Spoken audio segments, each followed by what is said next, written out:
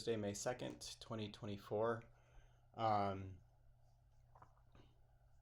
I wasn't going to do this right now, but my trolls got very irritating um, just through the banter that comes through. I know it's meant to elicit like a negative reaction from me so they could try to weaponize it. Um, Oftentimes, I call these people like apex Karens. Um, and I'll get a little deeper into that in a minute. But um, I'm making this note here uh, to append to the playlist I have called the Military Industrial Academic Complex. So I have this screen recording from 11 days ago um, that I included in the entire playlist and made public. I have a bunch of these screen recordings where I mean, they're completely unscripted. They're not meant to be like anything except for my notes on the harassment that I've been experiencing now for, let's see, how many hours have passed since March 16th, 2016? It was 71,245 hours ago. So 71,245 hours with only how many hours have passed since September 10th, 2017? It was 58,213 hours ago. So 58,213 hours of overt harassment. And what I mean by that is, um, I think from the time that I became a student at Arizona State University to about 2015, I may either my friend a professor from Arizona State University, I have his death certificate right here, may have been placed on one of these programs that um, the playlist that I have here sort of outlines the history of the non consensual human experimentation that has gone on in the United States for decades. It's been a long time, like all the way back to Walter Reed. Walter Reed used to spread, I believe it was malaria. I forget which disease it was. I have a list. I don't know if Walter Reed's included in that list of all of the um, human experimentation. I have it in this one right here that has gone on. The history of U.S. Let me see if it opens up. Oh, here we go. A U.S. history of secret human experimentation. This one goes back to 1931, but this is just a list. So, some of them mention their ties to public universities. Most of them just have ties to the government. But the playlist that I have deep dives into specific universities that have been involved in different uh, types of research related to the type of harassment that I experienced overtly for the last, what was it again? How many hours have passed since September 10th, 2017? It was So about almost 60,000 58,213 hours hours. ago. So 58,000 hours of the type of harassment that only recently got a little bit of press in 2017. A few weeks ago, I saw the story getting covered again. Uh, it's the closest that I've seen as an acknowledgement to these types of technologies being used to harass the general public and government workers. In the case of the news stories I've seen, it's the Havana syndrome story where it's limited hangout media. So let me just duplicate this. I have an entire playlist dedicated to that too. It's called the limited hangout media. It's right here, right here. So these are all public. So if you were to go through, I don't know how three of them are hidden. Somebody must have hidden their video. I should make it a point to download the videos before they get taken down. But all of these put together are basically, some of them are actually, pretty telling, and others are just like some of these most of the time when you see these forms of technology being acknowledged by corporate media, there's like there's a veil, a veil, there's like a mystery behind it. Like it's a mystery here, and even though I purposely put videos in here going back to 1953 where they're talking about the exact same technologies, and then DARPA, which I'll get into that with Arizona State University's ties to DARPA funded research. So I'm making this video in just response to these people's inability to simply hit a button. So this is electronic harassment. Electronic harassment, I think when the general public hears that word, they immediately think of, okay, maybe they're spying on his phone, they're hacking his accounts, his online accounts. Nobody would ever consider the possibility, like I didn't even do.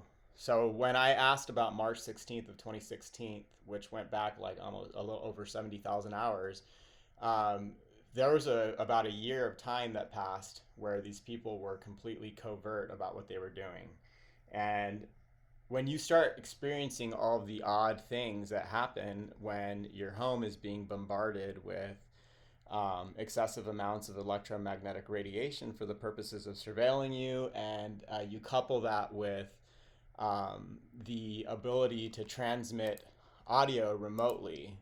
And when I say transmit anywhere, like, I mean anywhere remotely. So I should have, where is that one?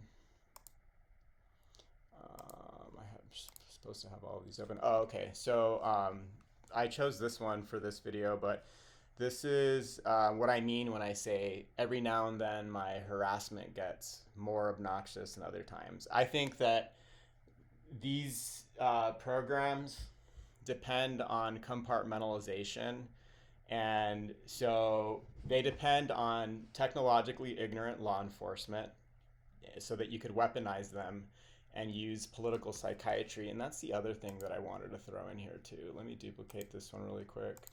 I have to get into what psyops programs rely on.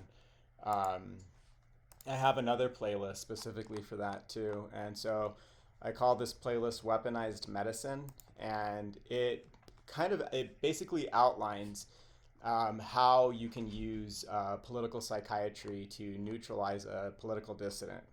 The entire playlist is very telling if you are targeted by the United States government, or you've been placed into a program that involves non-consensual experimentation while they research you. It's from what I understand, though, from Dr. Robert Duncan, who helped to develop a lot of these technologies, anything after 2010 can't really be considered research anymore. Now it's just people being assholes who have been able for the last 20 years especially to impose this asymmetric warfare dynamic over the general public, because if you have a bunch of ignorant police officers and law enforcement is the only option that you have as an ordinary citizen to protect yourself from anybody who's harassing you and maiming you with weapon systems that I'm sure, despite all of the lawsuits for wrongful death that you see in the United States with, quote, non-lethal weapons, they're gonna always, the police are always gonna gravitate towards something that where they could use the misnomer non-lethal and hold and latch onto that, which is why it's a huge conflict of interest for me to be explaining these things, or for any, because there's so many other targets that are just we're all sort of going online and explaining ourselves. And so where is that? So when you show things like a death certificate, where is that?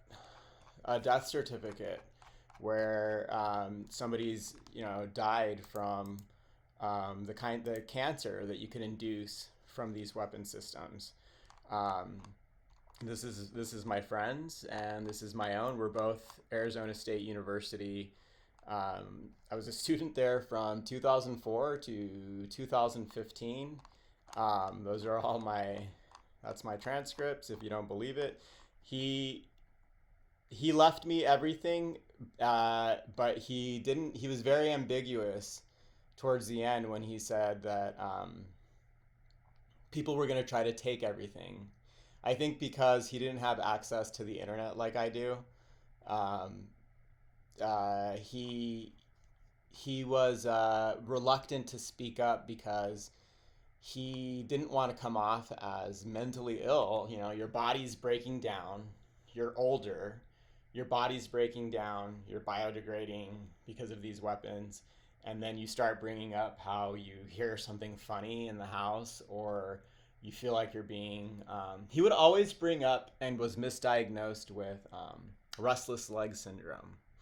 But I think what he was really experiencing, especially while he was trying to sleep, was the remote excitation that you experience when you're being bombarded with electromagnetic radiation for the purposes of surveilling your biometrics and all of the screens in your house.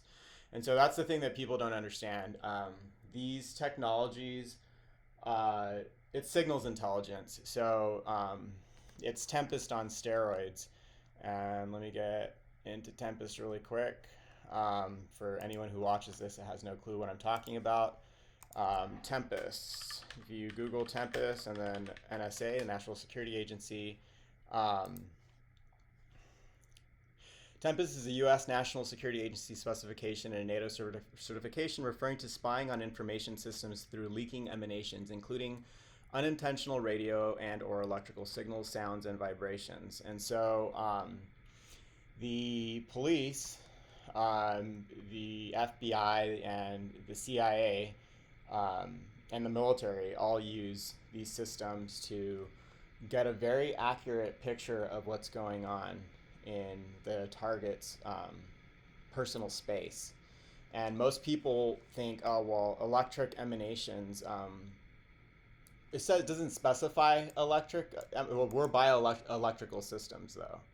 So I always bring up Dina Katabi, and I'll bring her up again, so people could understand why you might be getting bombarded with radiation like this. So these systems allow you to look through the wall of a building with subtle enough amounts of radiation that you don't feel anything, but strong enough that after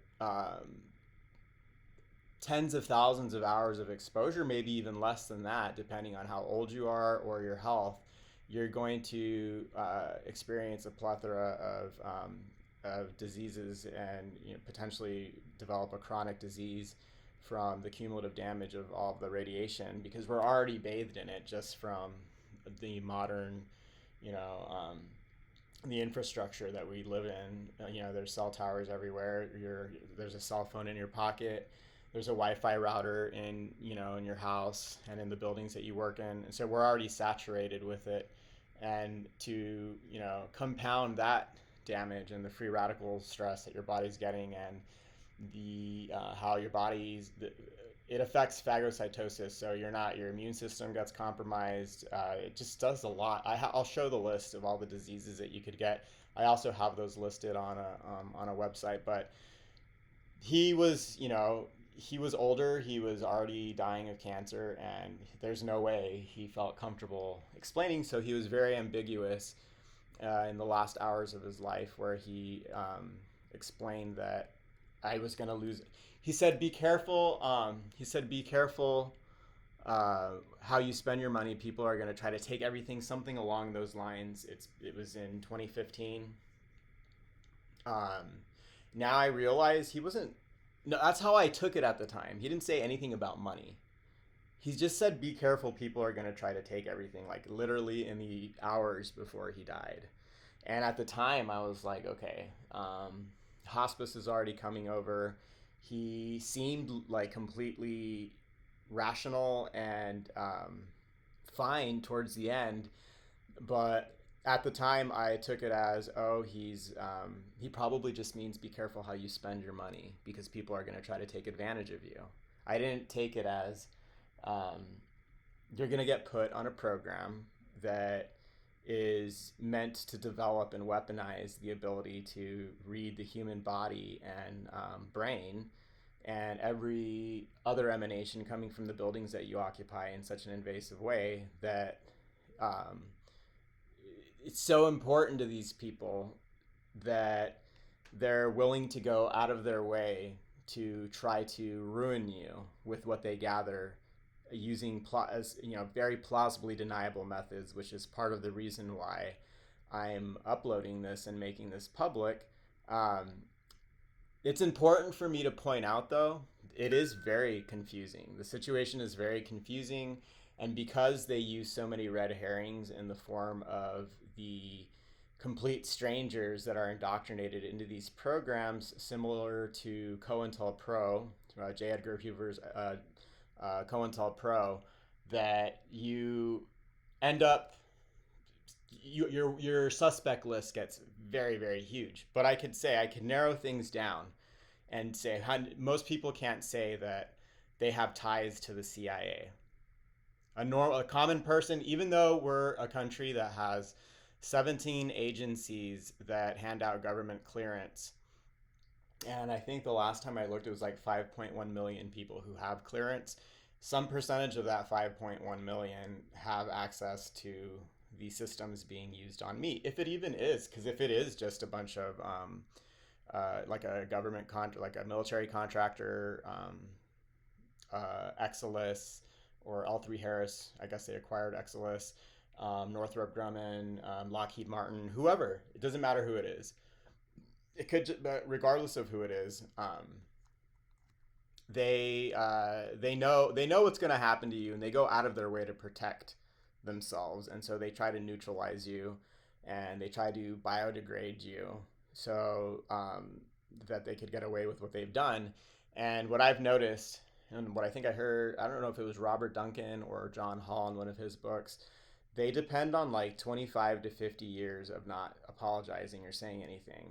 Tuskegee experiment, all the really screwed up things that they do, they'll wait. But now what's going on because of the internet is they don't have that luxury anymore because there's so much information out now that a person could do what I'm doing right here and just explain themselves and their mentality. And so most people don't have ties to the CIA. I'll try to stick to my point of this video. Um, I have two, and one of them is Arizona State University. Arizona State University is, I have a playlist or I have a PDF file here, is very closely tied to the CIA through In-Q-Tel. And so um, let me just go over this. I have another similar note, but I'm not going to upload that one because that one has specific names and addresses of the people who are very high up in my suspect list for why this is being done. And so, in an effort to protect myself from any legal repercussions, you can talk about the university or even Michael Crow because he's a public figure, but the other people are agents who live out of El Paso County in Colorado Springs, Colorado. And they happen to live exactly 27 minutes away from the Schriever Air Force Base, where a lot of these systems are supposedly being accessed from, according to what could be a limited hangout website. But either way, if it isn't a limited hangout and the Targeted Justice website is legitimate, they go in and they explain how the people who are working in there, the military people who are working in there, are committing treason. They're violating U.S. Code 950T by participating in a criminal conspiracy to saturate a person's body and buildings with copious amounts of radiation for the purposes of surveilling their biometrics. And so I'll just read this really quick. Arizona State University President Michael Crow poses for a portrait in his office in the Fulton Center on the Tempe campus on Tuesday, October 24th of 2017. So at this point in the in the beginning of my over targeting, September 10th of 2017, I was already, the house was basically turning into an uninhabitable space in that uh, it feels like when the amplitude is raised high enough, and I do have videos of that in the other video that I uploaded, when it's exceeding, I think the average household should only have between 45 and 50 microtesla. I did see another story here from other targets where they said it's actually less than that. It's like should be 2 milligauss. Let me grab that really quick. And my dog is being a pain in the butt. Hey, it's chewing on something it shouldn't be chewing on. Um,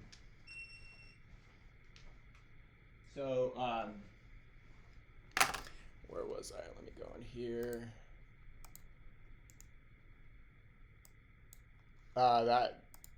This video right here is pretty huge for me as to the reason. Besides the other targets who came out and explained, um, they brought a article to my attention where one of the researchers out of biodesign at Arizona State University, William Jamie Tyler, was getting funded by DARPA and In-Q-Tel to develop systems that have the ability to use ultrasound to excite the neurons of the human I don't know about the human brain. I don't know if he has research on human brain. I think they did it on pigs and mice, but that's the publicly disclosed version of what happens. What's actually being done behind the scenes is the large scale systems, multimodal arrays of transmitters and receivers that you can use to do everything that he does in a clinical setting on a larger scale to just about anybody in the country or globally. If and I tried going very far and flying and traveling. The only thing that I haven't done that I wanted to try is to um, go spelunking into a cave in Mexico, La Cueva de las Golondrinas. So this is a cave that's deeper than the Empire State Building, and I'm sure your cell phone doesn't work down there. So my mentality was just go in there and finally see if it's possible to disconnect from this in such a deep cave. That's the only thing that I haven't tried, but it was one of the ideas that I have because people have they've gone out to the middle of the ocean. I went to Hawaii. I flew. It doesn't matter. Never disconnects. Like so, it's satellite based. You can't escape it. Where's that video? Really quick. It's a playlist called. This is a really long one too. This is like the the master playlist. So when I first started doing this in 2019, I would just throw everything in one playlist, and this is that playlist. And so a lot of the smaller playlists draw from this one right here. But now that I have so many other playlists that are more concentrated on one subject, you find a lot of the same videos on a lot of the playlists that I have on YouTube. But let me find it right here. Just want to explain what a normal household is supposed to feel. And I'll Google it too right now. I haven't done that in a minute. Let's see here. A lot of stuff in here. And everything in here is kind of related. Like if it felt like it was related in some way, I added it to this playlist. Where is it? No. There's Robert Duncan. I was hoping to have everything prepared and ready to go, but that's fine. I've seen other targets and their videos, and they're very scripted, and I don't mind that, but I don't really care. For me, it's more about explaining my mentality behind why I feel like this is happening to me from that avenue. Like I said, I don't. How many people have ties to the CIA? The only ties I could think of are the daughter of a person who lives in El Paso County in Colorado Springs, Colorado, and the university. And she happened to come into my life the same year that I started going to the university. And like I said, when you get put on one of these programs, uh, you are. The application is. The other important thing. Hang on, I'm going to go back to that possibly. Where is it? No. This one's actually pretty nasty now that the universities are being shown. People are starting to realize how, these universities are in bed with the military and with the government. It's just the way it is, but I didn't know. The entire time that I attended ASU, I had no clue how closely tied Arizona State University and the president were to In-Q-Tel or to the CIA. Let me see here. No. It's Doug Valentine. That's important. I'll go ahead and put that in another tab too. No offense, but if you still think stocks... This one's probably going to be a little long. I'll show on Google Maps where this other person lives, but I won't say specifically which house on the street it is. But if these people don't fuck off and keep, being obnoxious with the banter that comes through these transmissions, how the hell did I get to the bottom? Then I'm just going to keep doing what I'm doing here, which is to upload the information that I have and my mentality behind why I put you on my suspect list in the first place. I mean, most people who would have this invasive form of surveillance used on them are going to be asking, why me? Well, I have a good idea of why, where it could have spilled in from. Although you see more and more how militarized the police are, and so it could be that too.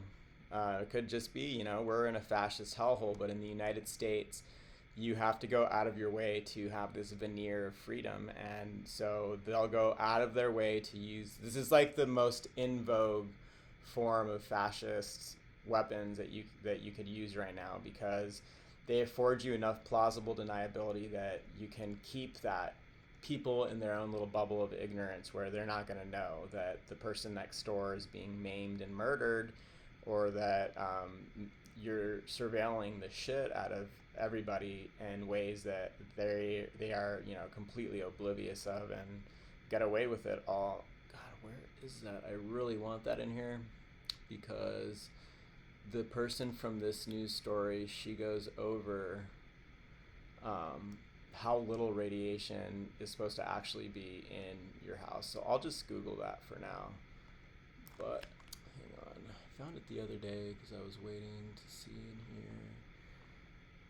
Oh, here we go. So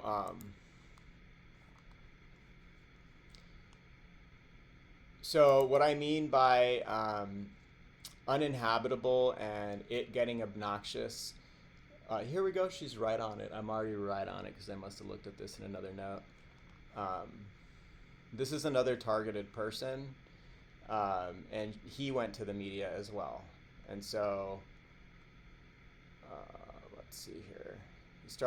You start feeling, it's really weird. If they don't turn the amplitude up too high, You will go broke and be on the street. I wish he hadn't put the stupid music on in the Get background. deported. That's what they're trying to do.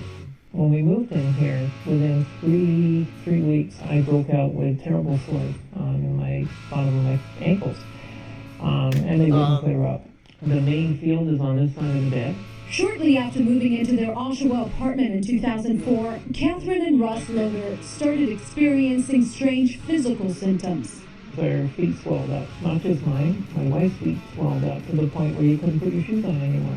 And then our toenails started to die and fall off. In 2009, the couple hired an expert to inspect their apartment. He found high levels of magnetic field radiation. This here is a Gauss meter. It is used to measure electromagnetic fields. Now, in the average household, it should only give you a reading of between 0 to 2 milligauss. But take a look at what happens when we come to the center of the room. You can hear it already. Now, this is where Russ used to sleep. And as I lower the device, the needle goes off the scale. That's a reading of 100. So that's nothing. Mine would go. I guess his they were frying the shit out of this man. And these systems depend on you. It's like it's a multi-pronged weapon. So not only could you surveil the person's biometrics and the electronics in the building, but it will, if you turn the amplitude up high enough, it will make it impossible for you to sleep, because what happens when you electrify, when you put a cattle prod up to the human heart, it's going to beat faster. And so when this started to happen to me in 2017, in an effort to use exhaustion torture and just make the home as uninhabitable as possible, they would saturate the home and the vehicle, even if I would get in the car, with so much radiation that you're clutching at your heart. And what they're trying to get you to do is to contact the police, who are complicit or weaponizable through their ignorance. And so you're driving around frantically trying to figure out why it is that you feel like you're getting electrocuted. It was so much that I thought that my battery or some wire, you know how the car seat has, it was a 2014 Honda Civic, and it had seat warmers, and it was so bad that I swore, I was like, how in the world, because it was just happening in the house. I get out of the house, because your first instinct is to just move, and I get in the car, and I felt like it was worse in the car. So I was like, maybe some wire from the seat warmer has gotten screwed up. And so I remember while I was driving, I picked my butt up off the seat, but it wouldn't stop, because this is a beam of radiation. It's completely invisible except to the meters that you use, and also to microphones, because there is the high-pitched sound and low-pitched sound that you get when these systems are being used on your home or body or car, and you can hear it. It's not super loud, but it's loud enough that you can't deny it to a sensor, a microwave, a gauge meter, a spectrum analyzer. The general public won't see a beam of radiation hitting your body, but technically, if somebody is still in denial about the ability to do this, just ask yourself, well, what does the beam coming from the cell tower to your phone look like? Can you see that? You can't see that, but it's there. There is a steady beam of electromagnetic radiation going from a cell tower to your phone. And if you have a satellite phone, from a satellite all the way up in space, a satellite traveling thousands of miles per hour, beaming down to the floor, working with other, networking with other satellites to provide you very unreliable service, but still it's enough that it could track a tiny little GPS chip inside of a phone or a tracker. And so, you can't see that beam of radiation, but it's there. And so the aim of the game for the people who went over in 2017 was to make the home uninhabitable. So I inherited this house from a professor from Arizona State University who had just died of cancer, and he left me everything. This is just a portion of the living trust that he created here. He was actually incredibly clever. He was a calculus professor, and he found out the best way to hide money from me without going. And he didn't even actually know. Is all I'm gonna say is things aren't as they appear, and he knew how furious I would be when I found everything out, and so he was counting on me to do what I'm doing now. And they have spent the last 8 years of my life asset stripping me. So they think that I don't have anything left, but there's a really good chance that I still have tons of money, but I have to be very careful about what I do with this money, because if I'm not, they're going to go, they turn up the heat when they feel threatened, or when they try to strip the target's assets down to the point where you're not as threatening, or it's a numbers game. So I think what they're really working towards, since they never turn off the radiation hitting my body, is to put the target into medical debt. And so that's one of the best ways to ruin a target or neutralize a target in the United States with these surveillance systems and Euro weapons. Is, you're in a country where instead of pouring the $3 trillion that it would take to give everybody universal health care, you decide to fund a bunch of wars everywhere. And it's a conflict of interest to keep everybody healthy and give them universal health care when your very government relies on being able to neutralize you through induced cancer, heart attacks, basically anything that you find in this naval research from what year is this? This is 1971, where all the, going all the way back here, these are the biological effects of non-ionizing radar hazards, radio frequency radiation.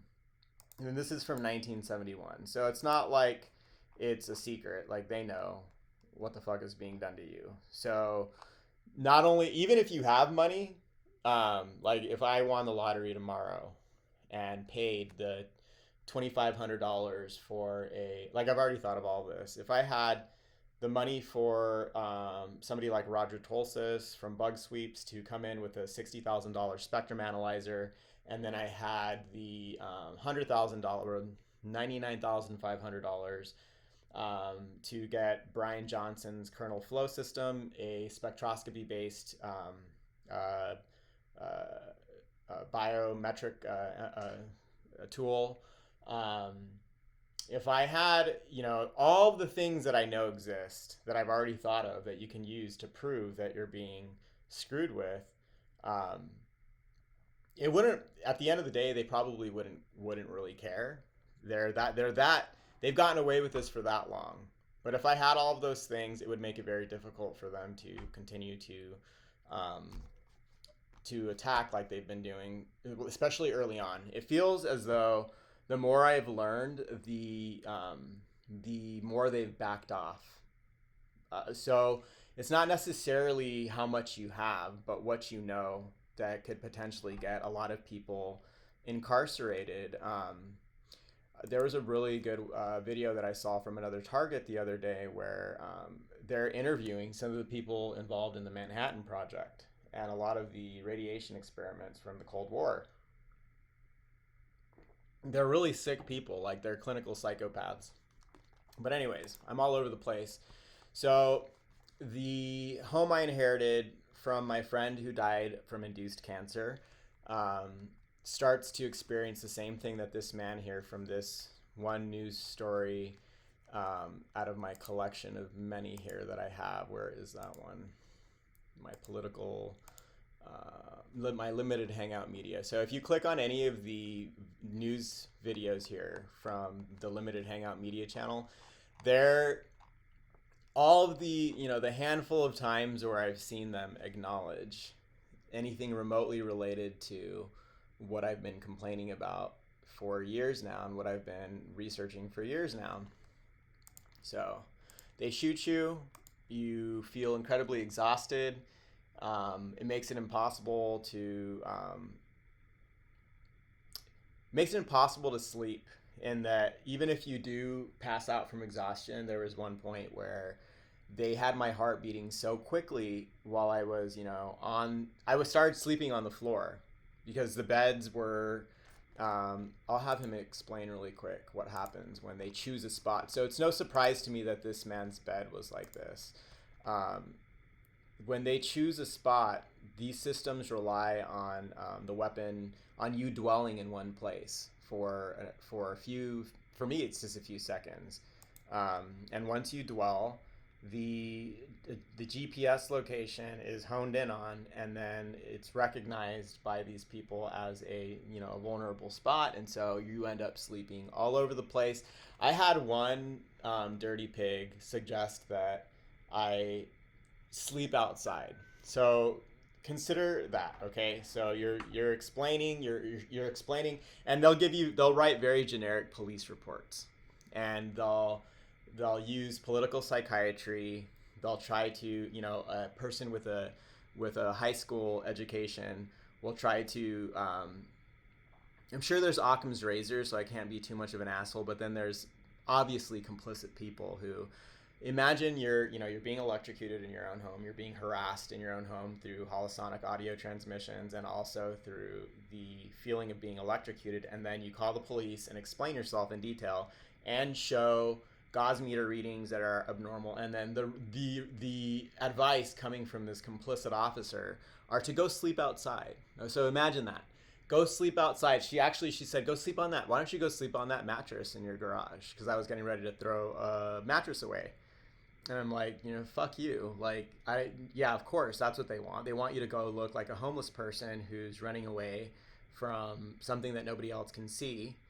And so, of course, they're trying to portray you and create a track record of mental illness to dispose of you. And this is what still, and now at this point, I can see why I'm more of a threat because of what I've learned. But at the time, my only threat was that I inherited a home from somebody who they wanted to get rid of him so that they can move in on that property or something. They just wanted to eradicate any ties to the person that they killed off using these methods.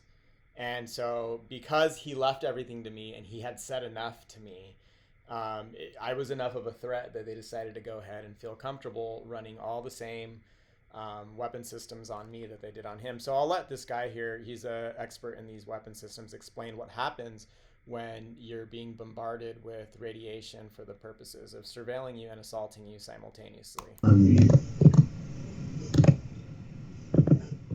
Okay, John, you back? You ready to go?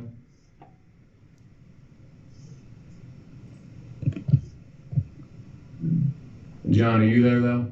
Make sure to mute you. I'm sorry. Can you hear me now? Yep, go ahead. All right, so we're good to go. Okay. Were the people able to hear me for the other slides? I apologize. I may have had this muted. Yes, no, you were good. I just wanted to eliminate the background chatter from all the other folks. Okay. Why is HPM News, why are we investing money and time and effort in it? Well, obviously, if it wasn't useful in some way to the warfighter, the peacekeepers, we would not be doing that. One of the major things that high-power microwave directed energy weapons brings to the table and directed energy in general, is that it's able to engage targets at the speed of light.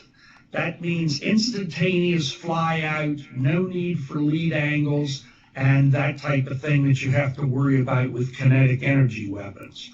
However, it must be emphasized that even though the engagement can be at the speed of light, the effect may not be instantaneous. It may be necessary to dwell on the target for seconds to minutes, depending upon what the application is. The other important thing about RF directed energy weapons is that you can produce, to some extent, scalable effects, from temporary upset to permanent damage based on the target and how far away the source is from the target. As a result, you've got the potential to have a scalable type or tunable target effects. The most important part, and the reason primarily that people are interested in this technology, is that a directed energy weapon provides a very deep magazine to a warfighter with relatively unlimited number of low-cost shots, DE pulses. The basic thing that you need is to have fuel for the platform that the HPM weapon is on, and as long as that fuel and electrical power remain, then you can keep engaging targets. This greatly reduces logistics and the associated cost of having, and also the concern about you losing all of your weapons and have to reload. Another important part about HPM is because you're talking about a relatively wide beam, this provides a very high probability of hit on a target that is compared to either a kinetic energy weapon or a laser, where you're going to need to be able to have a high probability of hit in order to have the effect. It also allows you for plausible deniability.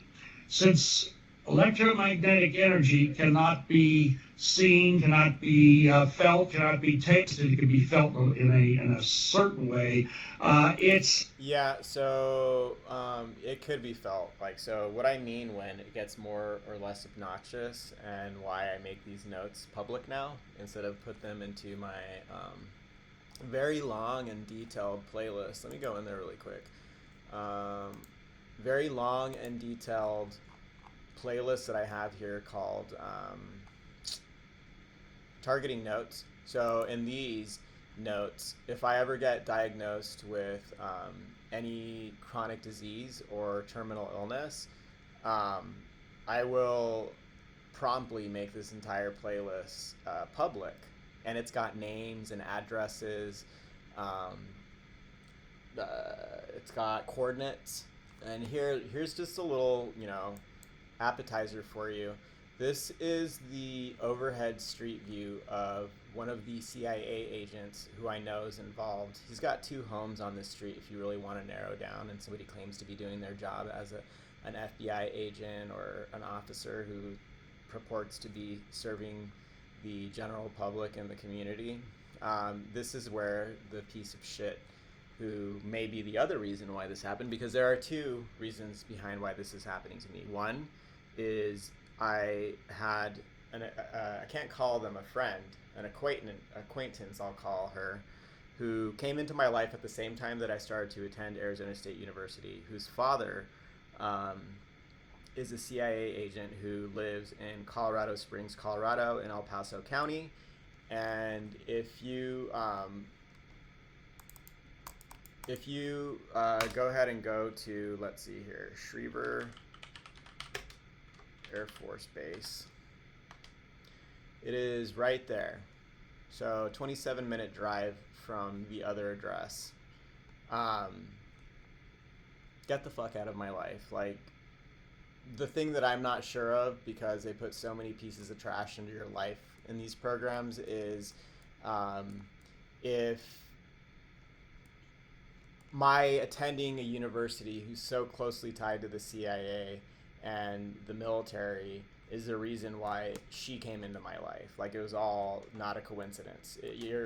I was told in 2017 through the Spotlight audio transmissions that you get that if I knew how composed my life was, I would be shocked. So you sort of, as a target, you live in a very Truman Show-like world where people are strategically placed in your life to gain your trust. Collisions are staged with DPS's help.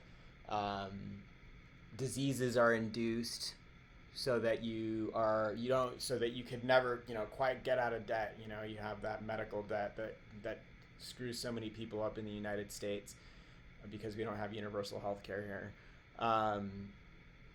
You can have poisons introduced into your life very easily in this country, like all sorts of really nasty shit you could do to a person here. And so they shoot you because they want to be able to do this. And let me go ahead, I'll just let this play again. I know that this is MIT, and this is a medical application for the same technology. And I'll let Dina Katabi go over it, because even though she's got, a positive application for this technology in a medical setting, in a clinical setting, or for your own home for the purposes of gathering biometric information that could benefit you, the unfortunate reality is that just like the nuclear, when we split the atom, we had the option of heating ourselves in the winter, cooling ourselves in the summer, or just blowing ourselves the fuck up. And unfortunately, we went with the latter. So this is Standing this is in what one of happens when you. This is just the same subtle electromagnetic field that would be relatively, benign to the human body, just to measure a person's biometrics. So you have to think this is the micro scale version of what could be done on a macro scale with the multimodal array of transmitters and receivers that have been integrated into the infrastructure for the purposes of not just keeping everything connected, but for surveillance, and now to not just surveil a person, but also weaponize the ability to read the human mind, model the human brain, the auditory cortex, create semantic maps, and also get a very accurate view of a person's behaviors without the use of a peripheral device. No cell phone, no Apple Watch, no Oura Ring, none of that. All completely unnecessary with just some radiation coming through. And what people don't understand is these people can stay covert for years without you knowing that they're there. So you can be living in a world where your life is being very composed and situations are very contrived, all while you're being surveilled with nearly imperceptible amounts of radiation that are used to surveil you neurally. The human brain doesn't actually feel pain. It's not until they turn the amplitude up and specifically, purposely try to go overt to try to use political psychiatry and create a track record of mental illness that you're ever going to understand just how invasive and intense these systems could be as weapons. So I'll let her explain what you can do with just a wireless signal, but consider what you can do with the larger systems being used on targets in the United States and abroad. the offices at MIT, and we wanted to monitor him. And our wireless device is not even in the same room. It's in the adjacent office. It's going to monitor him from behind the wall. As he moves, the red dot is tracking him.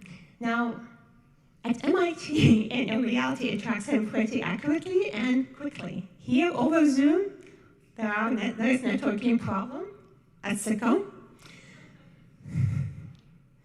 But you can see that it can track his motion without asking him to wear any device on his body, just purely based on how our body changes the radio signals around us as we move from behind the wall. And now, of course, everything that we do, we compare to the gold standard, and we show that it works effectively. So I want to ask you, if you can really track how people are moving in the environment, why is this important for health? Why this is different from wearables? Wearables track how you move.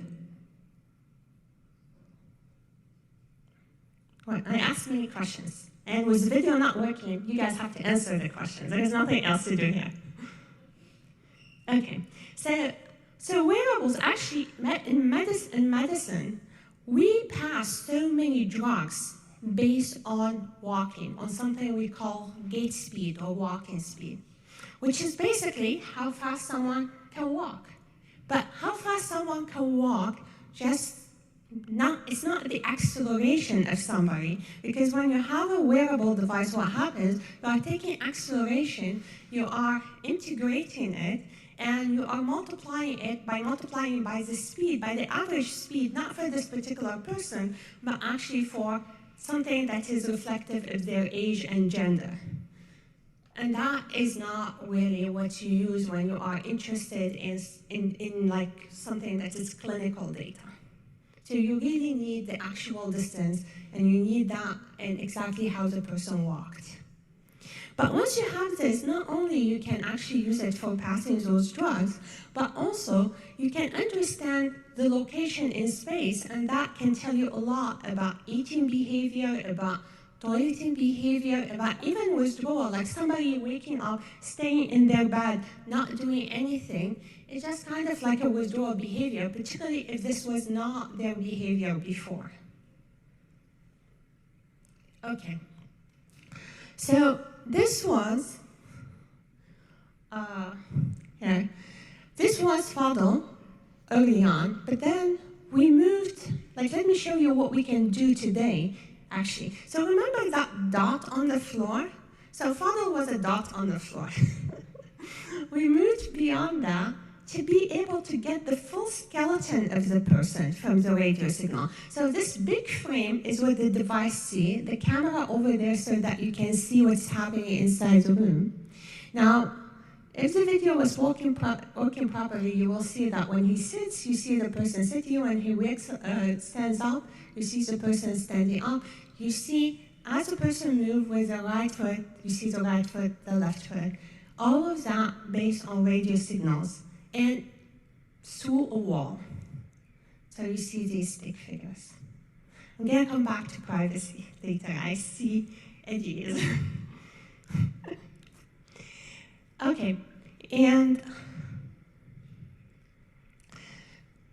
so you see more people, so we can actually separate even more people in the environment from each other using radio signals.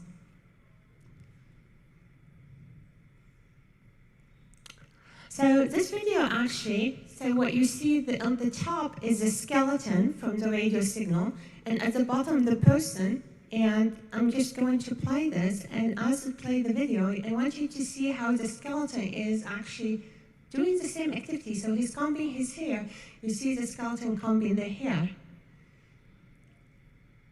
And then he's emulating drinking, you see the skeleton drinking. Again, remember all of that stuff, all of that information is in the radio signal that is bouncing off our bodies.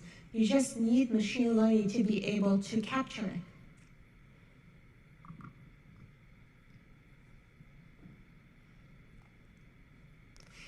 When you go to sleep, your brain waves change and enter different stages: awake, light sleep, deep sleep, REM, or rapid eye movements.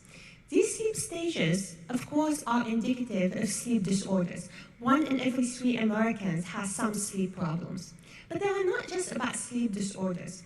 Almost any disease that you can imagine actually has some relationship with sleep. So just to give you an idea, so depression, for example, is related to REM.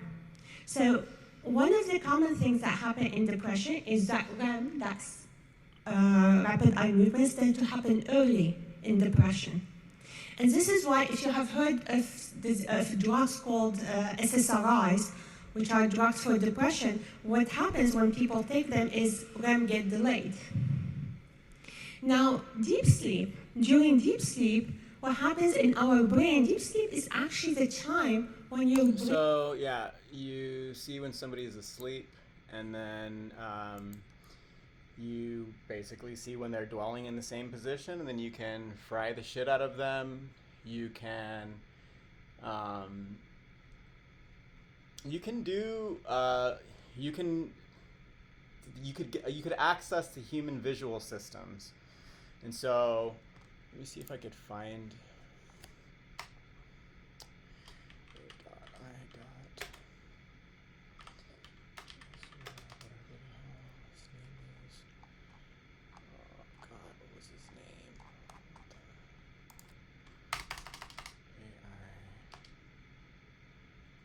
must have saved it. No. I'm not signed in here.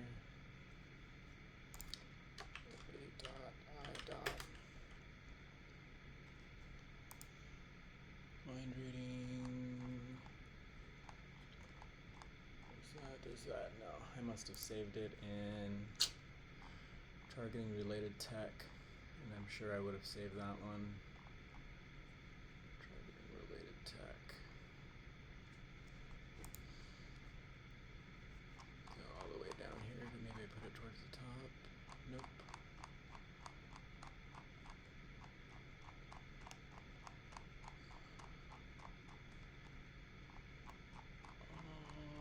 Alrighty then, let's see here.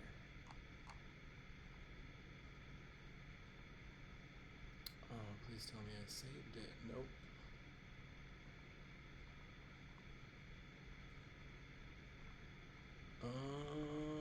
I know where it is. Somebody actually shared this one with me, and then it was pretty similar to Dina Katabi's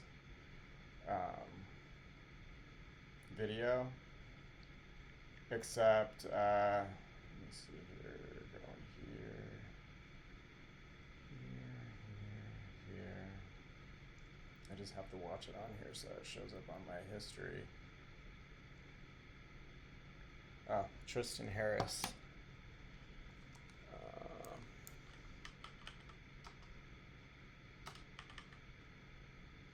Tristan, how do you spell that? There's Eliza Raskin, Center for Human Humane.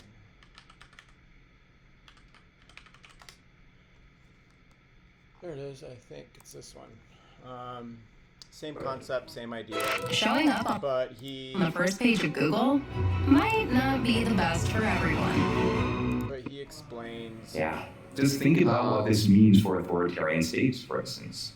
Is in soup, which is So he explains how the human brain, the visual systems are when somebody's dreaming, you could basically send visual information, bypass the retina and go right to the optic nerve, and he doesn't explain it that way, but that's what you can do with these technologies. So it's pretty nasty what you can do and what the general public is oblivious of, but this is just hot. It's plastic. This is what's being weaponized right now. This is what's in vogue It's for melting surveillance. in the hot soup, and then there's this great visual. Can we go of semantic knowledge embedded in the space? All right, let's try another one. Instead of like images and text, how about this? Can we go from the patterns of your brain when you're looking at an image to reconstructing the image? So the way this worked was they put human beings inside an fMRI machine. They had them look at images, and So again, I have to stress that when I've seen this information presented publicly, they always throw that in there. There's always B-roll of an fMRI machine, a big, headset with leads on the scalp. They would have you believe that you could only do this within the confines of an fMRI machine and with leads on your scalp, but you can do everything that he's talking about remotely.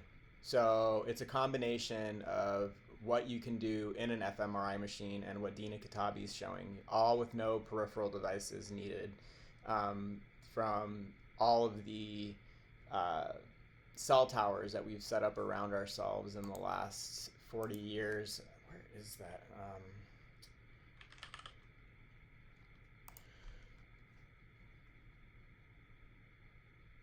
Is it this one?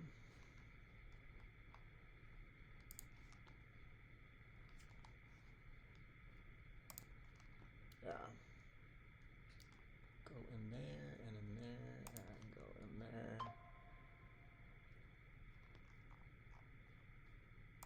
Yeah, I mean, look at this. So we're in an fMRI machine. So you just have to consider that as you watch this specific note. This is, let me see if they all populate on the entire country. Doesn't look like they are. Let me zoom in. There we go. Now it's starting to get messy now, because it takes a minute. So yeah, that is basically, where is that? No. Where was that? Where did I just leave that? figure out what the patterns are, like translate from image to brain patterns. And then of course they would hide the image. So this is a image of a giraffe that the computer has never seen. It's only looking at the fMRI data, and this is what the computer thinks the human is seeing. Yeah. Now, to get state of the art, Here's where the combinatorial aspect, why you can start to see these are all the same demo. To do this kind of imaging, the latest paper, the one that happened even after this, which is already better, uses stable diffusion, uses the thing that you used to make. So stable diffusion, when I first saw DALL-E and all that stuff, and I remember some of the comments that were being transmitted into the house in 2017, they used to say things like, oh, don't think of faces because the faces look weird. And it reminded me of something that I saw from a Google facial recognition thing where they were able to reconstruct a face using a really pixelated version of that face. And it had these really dark spots in it. Like, it just looked bad. It looked really, really bad. Like, I restored... the other day I restored Elmer Allen's face. Like, this is a reconstructed version. It was a really, really bad photo. Let me see if I could find the original. And it never looks perfect. Things are a little bit too dark or weird, or some of the just... You use AI in Photoshop now and it'll sort of do some of the work for you, but it's never perfect, and the faces have this dark, splotchy look, and it reminded me of what Jack Gallant is working on in Berkeley, and so they can basically see everything that you're thinking. Like, what should...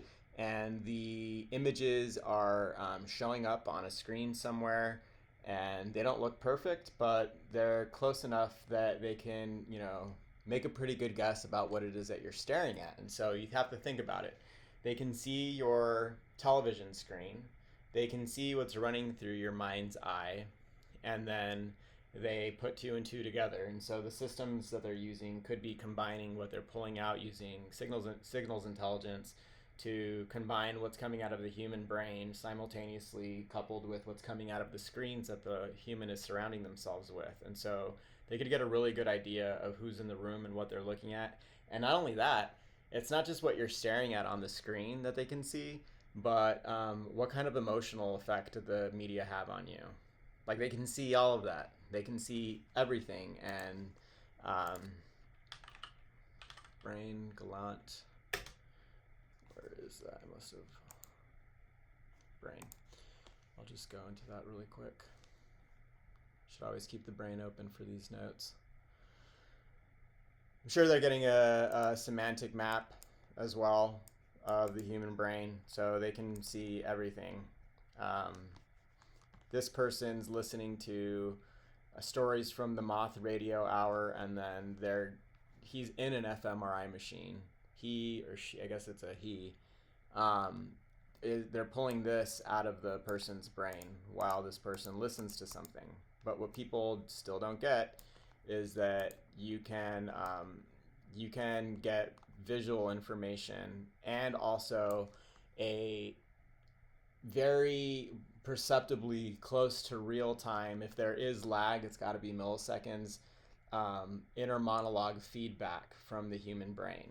So you think something, and thinking is now synonymous with speaking. And of course, in case that freaks you out, if you're participating in like petty criminal activity, like if you use recreational drugs or something, no judge would ever touch any information gathered from neural monitoring or this invasive, unconstitutional form of surveillance. It's a complete breach of your civil rights, and so no judge will touch it. But the unfortunate reality is that now, even if you're not participating in any criminal activity at all, they can use what they see to try to weaponize against you, to figure out ways of neutralizing you without having to shoot you or incarcerate you.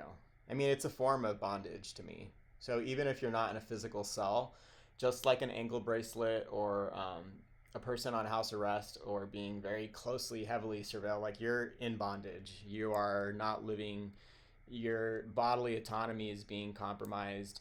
Your thoughts are being policed, because if something pops up here and it goes against whatever, ideologies are acceptable by the government that you're in, you will get fried accordingly. So think happy thoughts, or the monster will fry the shit out of your bed, or just you. You don't. This is the thing.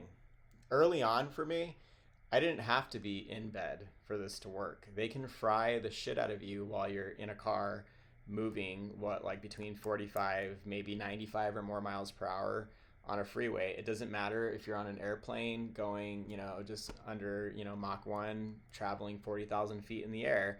They can still listen to everything and see everything. This isn't paranoia. This is a very real technological ability. And you just have to ask yourself, how far would all the guilty parties involved go to try to discredit somebody who's going through this?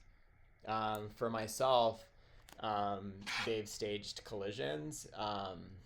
I have thyroid nodules now, which is really horrible. I get brain fog. Depending on what I eat, I'll get a lot of brain fog. They have put real phony people around me just to gaslight me. It's an unfair amount of surveillance in that it's so invasive. It's not, I can't call it surveillance. It's simply voyeuristic abuse. It's what people would behave like if they can watch you on such a granular level that they can weaponize what they see through the system against you. And I always, like I said, I always call them apex Karen predators because of how they behave, trying to weaponize your reactions to their torture. But I'll let him, explain the reverse visual thing really quick. The thing that you use to make art have anything to do with reading your brain. But of course it goes further. So in this one, they said, can they understand the inner monologue, the things you're saying to yourself in your own mind? Mind you, by the way, when you dream, like your visual cortex runs in reverse, so your dreams are no longer safe. Yeah, that's what I was thinking of.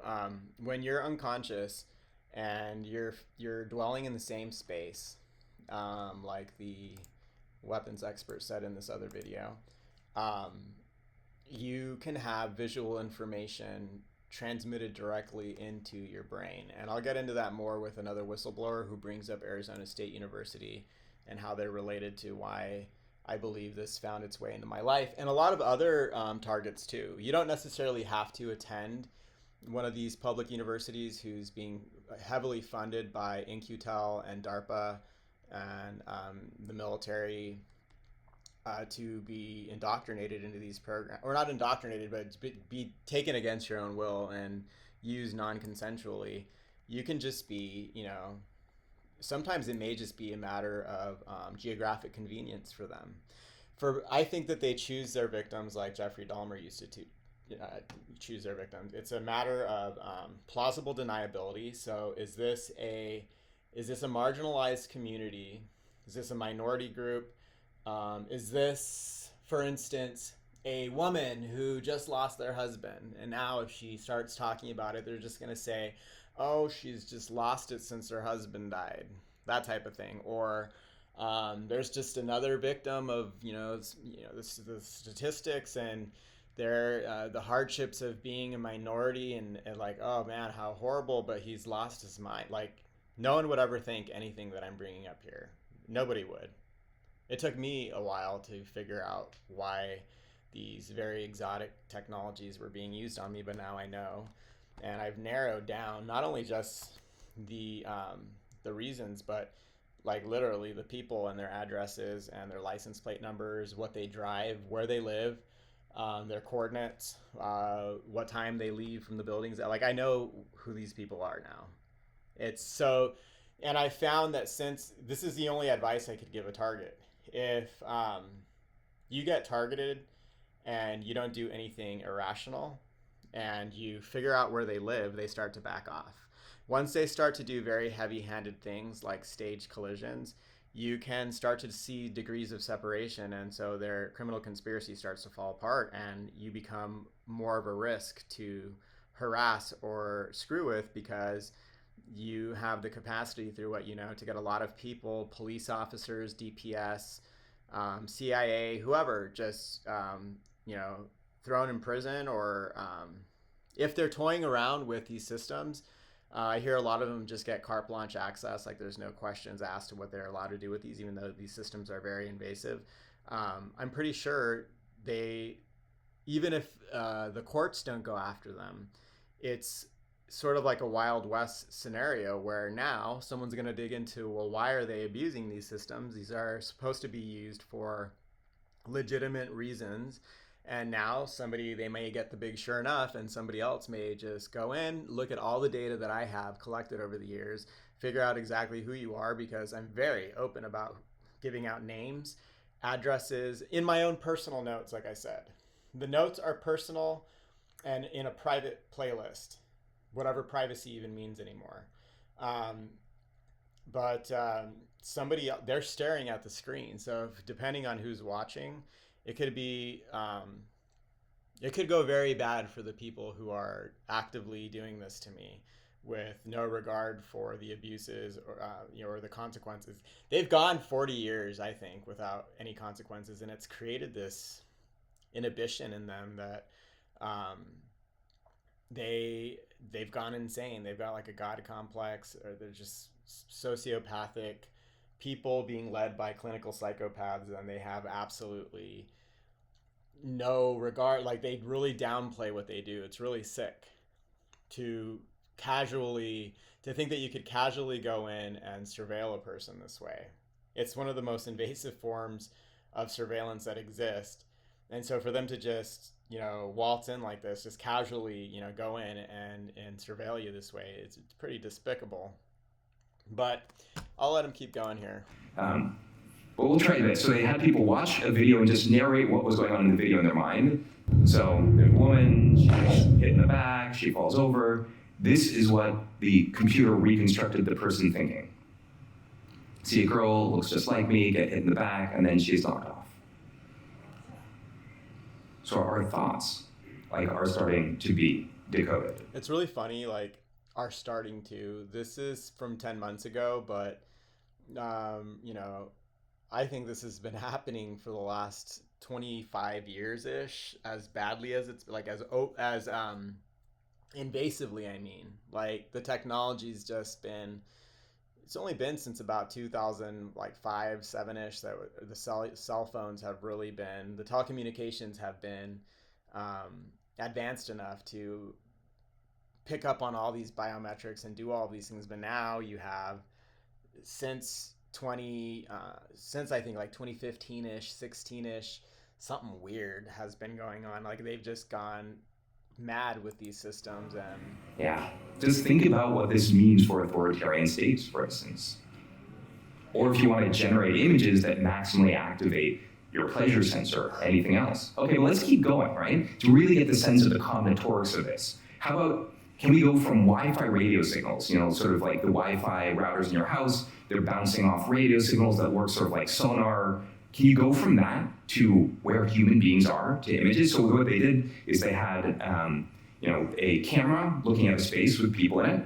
That's sort of like coming in from one eye. The other eye is the radio signals, so sonar from the Wi-Fi router. And they just learned to predict, this is where the human beings are. Then they took away the camera. So all the AI had was the language of radio signals bouncing around a room. And this is what they're able to reconstruct. Real-time 3D pose estimation, right? So suddenly AI has turned every Wi-Fi router. So every time they are threatened by what I think or say, if I ever respond to their nonstop harassment, the increases in amplitude, I should be specific when I say this since I'm making this public. If I ever react in a way that they don't approve of, which they're actually, these people are paid to transmit into the house and harass me because they are trying to elicit a response that they could weaponize. Where is that where is that? Okay, here we go. So, and what I mean by that is they're increasing the amplitude for the directed energy attack, but that's actually been very low since I started making these notes. It's gone down substantially, which is huge advice to give to any target. You don't necessarily have to go public. You can make a private playlist where you can say names and give addresses and show degrees of separation and share your mentality behind why you believe this is happening to you. And it is threatening enough to the people doing this that they'll start to fuck off. But if they don't, this is the thing. It's that inhibition that I keep bringing up from decades of going without any repercussions. They get very comfortable continuing to harass you and keep you tethered to this. And so you're a liability. So they don't ever want to completely disconnect, but they learn to show you more respect. Which to me, as long as they're connected to me and surveilling me this way, as long as I hear that hiss in the house, I know I'm being watched. As long as I hear my own inner monologue feedback and it is very prominent, I know that they're still surveilling me. The inner monologue feedback to me is, it's a way of reminding me that I'm still on an electromagnetic leash. And so they get more or less annoying to me. And if I react in a way that they feel they could weaponize to use as justification for their keeping me on this program and tethered to this electromagnetic leash, they're going to just keep doing it. And at the end of the day, they're just assholes who have gone without any kind of repercussion. So they don't really care. They're sick. These people are, they're clinical psychopaths. It's the behavior that you would get when kids play that game. What would you do if you had X-Men powers? Well, these people are, there's sexual exploitation going on. There's a lot of voyeuristic abuse, a lot of, here we go. I don't know why that's not, why isn't that letting me highlight that? That's kind of weird. So there's a lot of, there's a lot of really unethical behavior happening. Imagine what a forum troll would do if not only could they talk shit to you and hide behind their keyboard, but now they could also simultaneously maim you with radiation and interact with you as they harass you through these Spotlight audio transmissions. And so that's what I get all day. And every now and then they get more comfortable getting more obnoxious. And so from now on, when they do that, I am going to upload these videos and put them on a public channel where I don't give a fuck what anyone thinks. I don't care if you believe me or not. I have learned too much. I've got too many names and addresses. And not only that, like, just get the hell out of here. Like, I have the research and, from the university that has been declassified and that is close enough to what's happening to me that you could never gaslight me ever again. You could never get me to question my sanity. You can try to deny reality all you want, but the sensors I've been using, the microphone doesn't lie. The first video that I put up here in that playlist, the military industrial academic complex video with the high-pitched squeal, you can't fake that shit. You can't, you could if you wanted to, but I don't need to do any of that. The pile of police reports with generic police, with the generic police reports that I have, the letters to the district attorney, the Gauss meter readings, those aren't fake. Those are all real things. You can't, just because you can't see the radiation, it doesn't mean it's not being used to commit all these atrocities. It's all there. So, and I don't really care what people believe at the end of the day. This is for my own protection.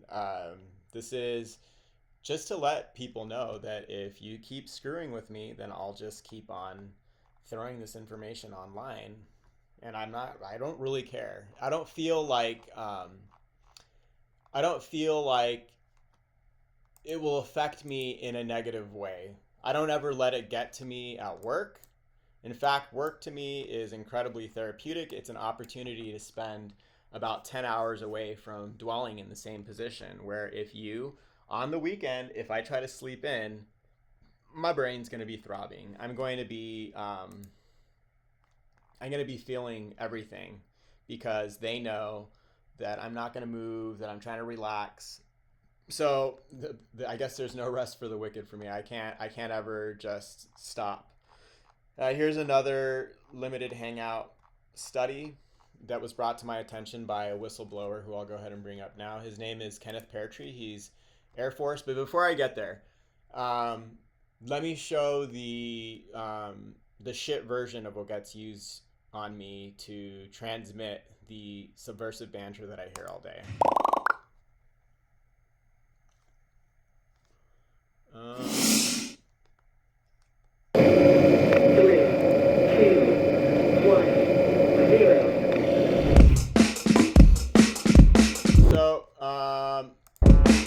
Turn that off. So this is just like a little bead.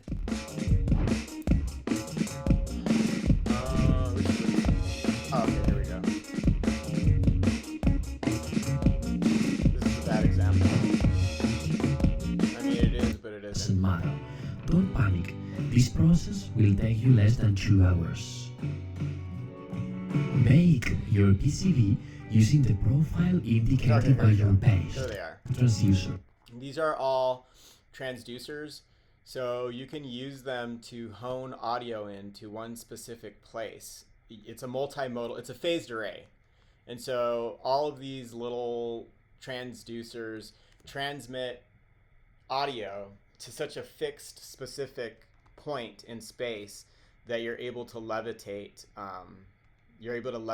a little ball. So it's a horrible example, but actually it's not too bad. The computer knows how to hone in 3D where to shoot. Let me find a better example. Like that's a horrible one, but it's basically the same thing being used on a larger scale for the targets. Let's see what this guy says. He's trying to sell one, so maybe he's got a minute. Hello, I'm Chris Osden, Technical Sales Manager for Holosonics. We manufacture the Audio Spotlight Directional Sound Speaker. We're here at InfoComm 2023, exhibiting our technology, which makes a very focused beam of sound, much like the beam of light from a flashlight. So you can literally stand in a specific spot and hear sound, take a little step away, and it drops off entirely. At our booth here, we have 2 video displays, each beaming audio. Dancing with the Stars over on this side, and then a hockey game to my right once it starts up. And that sound is passing me by on either shoulder. I don't hear it at all. If I stand over here, I can hear the music. There it is. Nothing. Over here is the hockey game. Back to nothing. So you can literally place sound exactly where you want to in an open environment, have lots of different displays that each have their own dedicated audio that don't interfere with each other. It's great for museum exhibits, retail displays, kiosks, and it's great for targeting people and trying to create a track record of mental illness. So here is my targeting notes. Let me go. I don't want to go in there. I can't go in this one really quick. Where is that? It's I think I have it in targeted related technology anyways.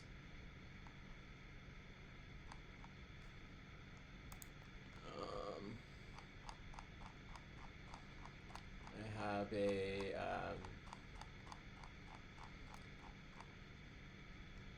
and so every day, like 24 hours a day, there's a troll who's assigned to me to constantly talk shit, so that when I explain it to ignorant people, and most people unfortunately are ignorant of these technologies, will put you in the category of a, tinfoil. When you need a part or prototype or a project, you don't have time to wait around for production.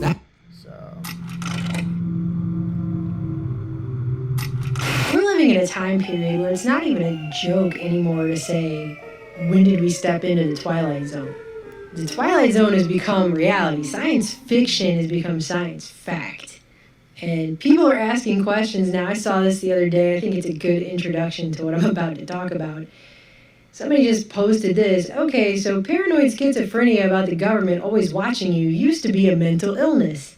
Now it's just a realistic understanding of how the world works, right? I mean, that's a question that is being seriously asked about our society in 2019. And I had just retweeted that out yesterday thinking, wow, that's a milestone. And today I saw this. They're fully admitting now that they have technology which can transmit audio directly into your ears from a distance without anyone else around you knowing that it's happening to you. So they can put voices in your head, and they're admitting it now. This is technology that's been around on record since at least the 70s, and they've always kind of denied that it's true, and they've made people who claim they're targeted by such technology sound like crazy lunatics who have schizophrenia or mental problems or something like that. But now in 2019, well, this is going to be commercially viable tech that they're going to try and find a reason why we need to have such a thing and say that it's all good. And this is in futurism.com, but it's based on a press release that came out of Massachusetts Institute of Technology. They used a laser to transmit audio directly into someone's ears. And it says, scientists have figured out how to use a laser to transmit audio ranging from music to speech to a person across a room without any receiver equipment. It says, our system can be used from some distance away to beam information directly into someone's ear. MIT researcher Charles M. Wynn said in a press release, it is the first system that uses lasers that are fully safe for the eyes and skin to localize an audible signal to a particular person in any setting. And they published a paper in the Journal of Optic Letters, and they describe how they have two different methods to transmit tones, music, and recorded speech to a person's ears directly via a laser. It says the technique allowed them to transmit sound to a person more than 8 feet away at a volume of 60 decibels, which is about the loudness of background music or a conversation in a restaurant, without anyone between the source of the sound and the target hearing it. So if this was going on and you were sitting in a room, someone 8 feet away is beaming words into your mind, you're hearing voices. If you don't know that's happening to you, you're just going to suddenly think you've got schizophrenia and you've gone insane because you're going to just suddenly be hearing voices and nobody else around you is going to hear it. And so no one else is going to know what's going on and you'll just look like an insane person. And I just want to point this out because, like I said before, they act like they haven't had this for a really long time. But it quietly came out back in the 70s that they were using pulsed microwaves to do this to people in military laboratories. And one such book is this one, Microwave Auditory Effects and Applications by James C. Lynn. This came out in 78, but it's talking about a paper from 75. I mean, these are not things that were widely released to the public. Oh, hey, by the way, military's figured out how to do this. They just quietly put it in the middle of a very dense science book that probably hardly anybody was even reading or had a copy of at the time. But it talks about how direct communication of speech via appropriate modulation of micro... Yeah, it's really fucking obnoxious. Like, imagine you're... for me, this is lately what they've been doing is if I'm getting ready to practice my flute, you'll hear the sound of a woman who's whining. And I don't know if it's genuine or if it's a soundboard where, as in, it kind of feels like, we've spent all these, years and months trying to get him to look like a mentally ill, dangerous person. And then now he's going to go play some Bach music and some flute chamber music. Like, that's a conflict of interest to them. And so it could really be somebody like, "Aw, man," like, "Aw," like, but you could hear them whine. And they know, because they're getting a semantic map, they know when something, it's not just a semantic map.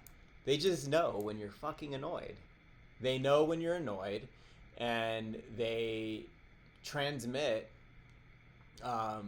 more. Like, they're like, "Oh, that's really, really bothering him. Do it again." Like, time it like when he plays the flute to play that sound or whine. If it's a live person, if it's an actual troll, just whine like that every time he does it. Like clockwork, they will do this. And I don't know if it's an automated system like a chatbot, they're getting really good, or if it's really, just a government troll, like a piece of troll trash who sits there all fucking day and night for tens of thousands of hours at this point, just like a vulture waiting to prey on every move that I made, every thought that I have, every swipe of my mouse on the screens they watch. It's real sick shit. And so it's annoying. And some days the transmissions are more annoying than others. There's a lot of homophobic slurs. There's a lot of they're very ambiguous now with what they say with their threats. Like the other day I brought up how they say that they're trying to contain me. Where early on in 2017, when this first went over, they'd straight up tell you, like literally the first thing that they said was, "Let's go kill this faggot." Like that's the first thing that they uttered overtly through these transmissions. Let's go kill this faggot. That's the first thing that they said. And this, of course, is after my friend whose home I inherited died of cancer. So yeah, fuck you. Let me see here. Why isn't this letting me slide over there? It's really weird. It's not letting me center it. Yeah, so he dies, I inherit the house, and then now, this is from 2022, all these tens of thousands of hours later, surprise, surprise, I've got nodules in my thyroid, and, you just looking at the last document where I showed the effects of microwaves and where is that spot, how it would affect, why it would ruin your thyroid through trying to affect and surveil your brain, a system that's integrated. The brain is integrated. And so for them to try to do this, it's going to affect your entire endocrine system, all of it, your thyroid enlargement, increased uptake of radioactive iodine, altered adrenal cortex activity, decreased corticosteroids in blood, decreased glucocorticoidal activity, hypogonadism, usually decreased testosterone production. It's really creepy. It's a really horrible way to biodegrade a person, but that's really what it boils down to.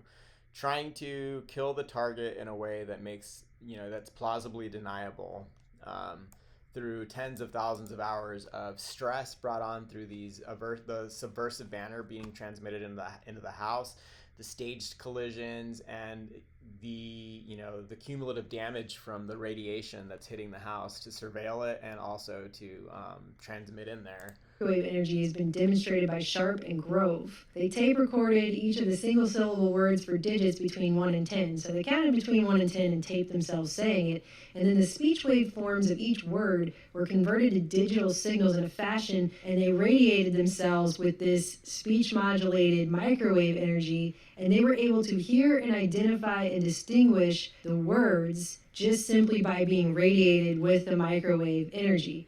But it goes on to say that communication of more complex words and full sentences wasn't attempted because at that time, the power density that would be required to transmit those messages would have exceeded the safety guide for radiation exposure.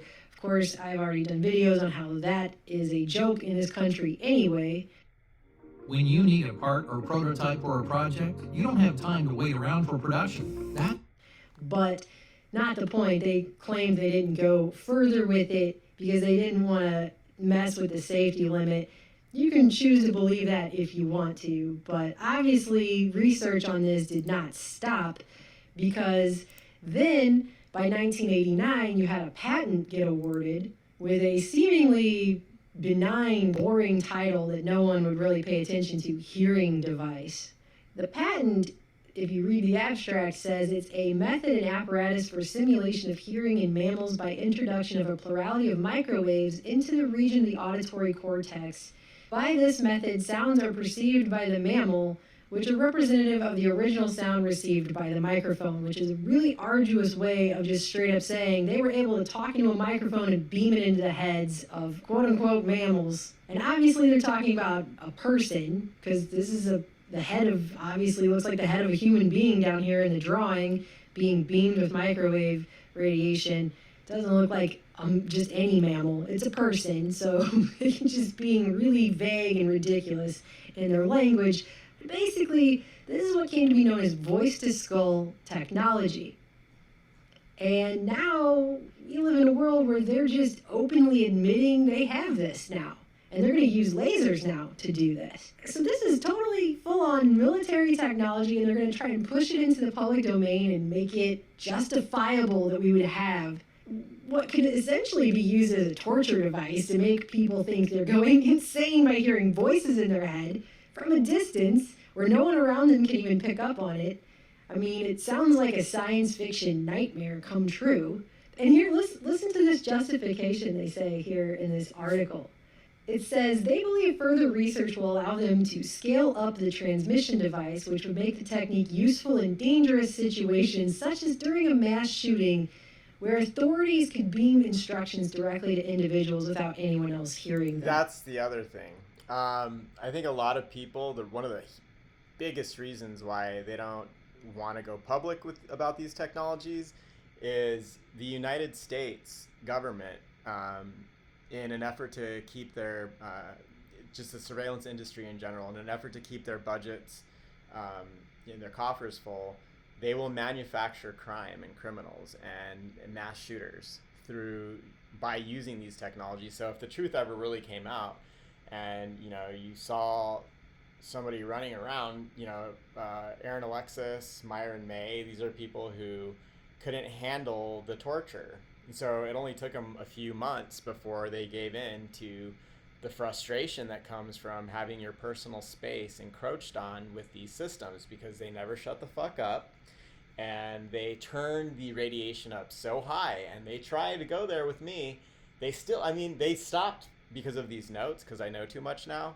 But with Myron May and Aaron Alexis, they kept despite Myron May being a lawyer and he's very well spoken, they frustrated the shit out of these people, and they went off.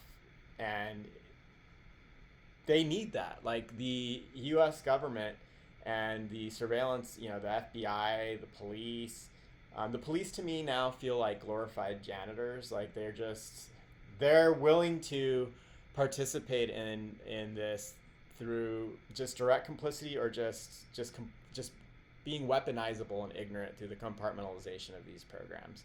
But they don't care. They're like, instead of acknowledging the reality of these crimes, they're willing to live in a society where they allow these things to happen so that they're even relevant in society in the first place. So if you're so useless and irrelevant in society that now you have to manufacture bullshit just to exist, then there's a problem there.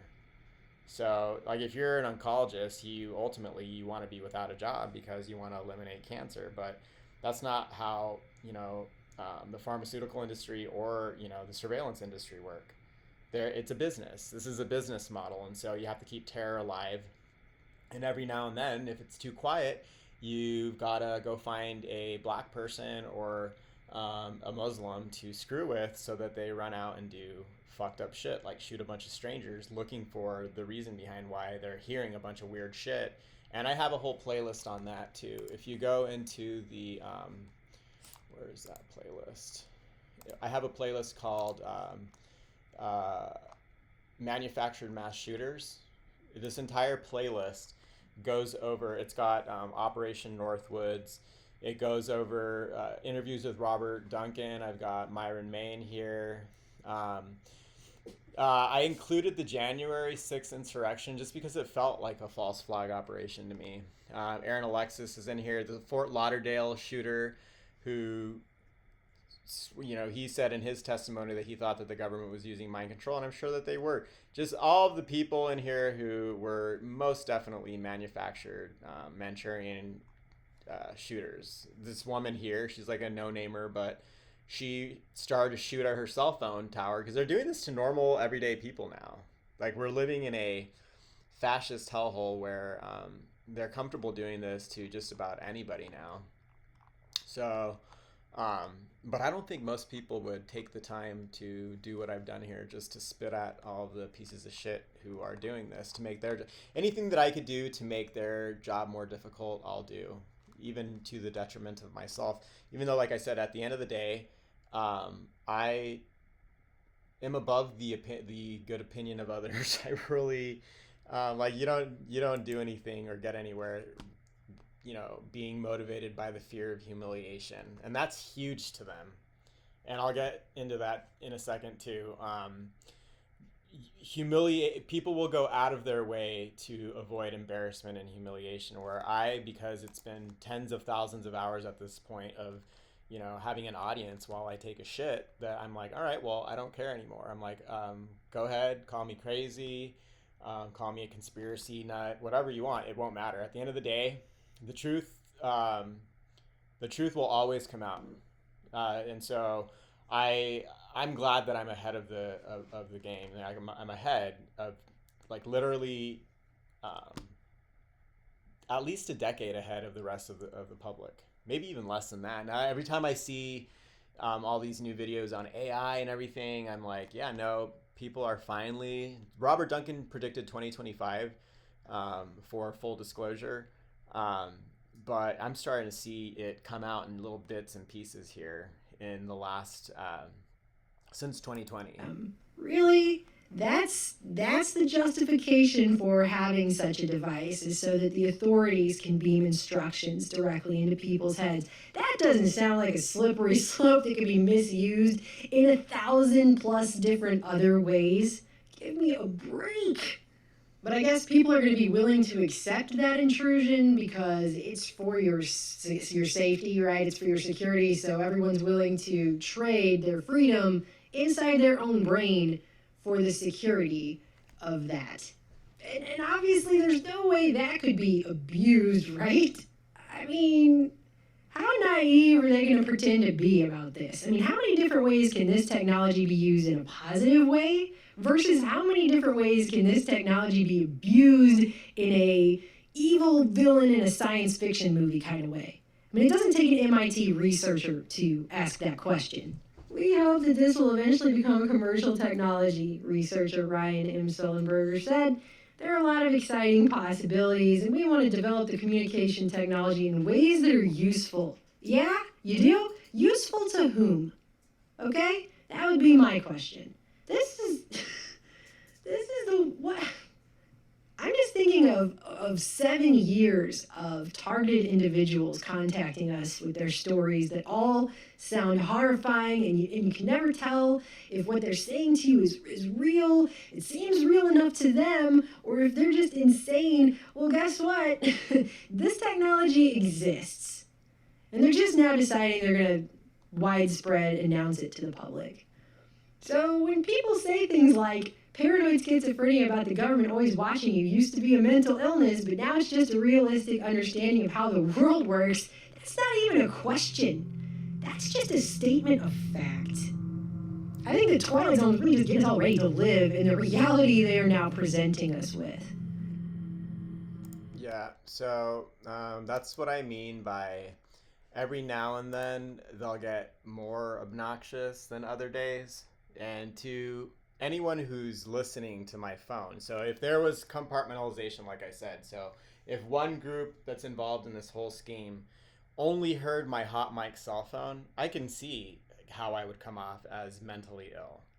But if you were to get the big picture and you were in my personal space and you can hear them constantly interacting with what I do, no matter how banal the act is, because I'm just an everyday ordinary person, they would understand why I'm, I could see them saying, oh, he must have, bipolar schizophrenia. Like, no, it's just that, depending on my mood and their level of annoyance, I'm going to be more or less angry. Like, that's just all it boils down to. It's political psychiatry too, so I'm going to let this one play really quick while I make my lunch or dinner now. New videos every day. I'm John Breeding.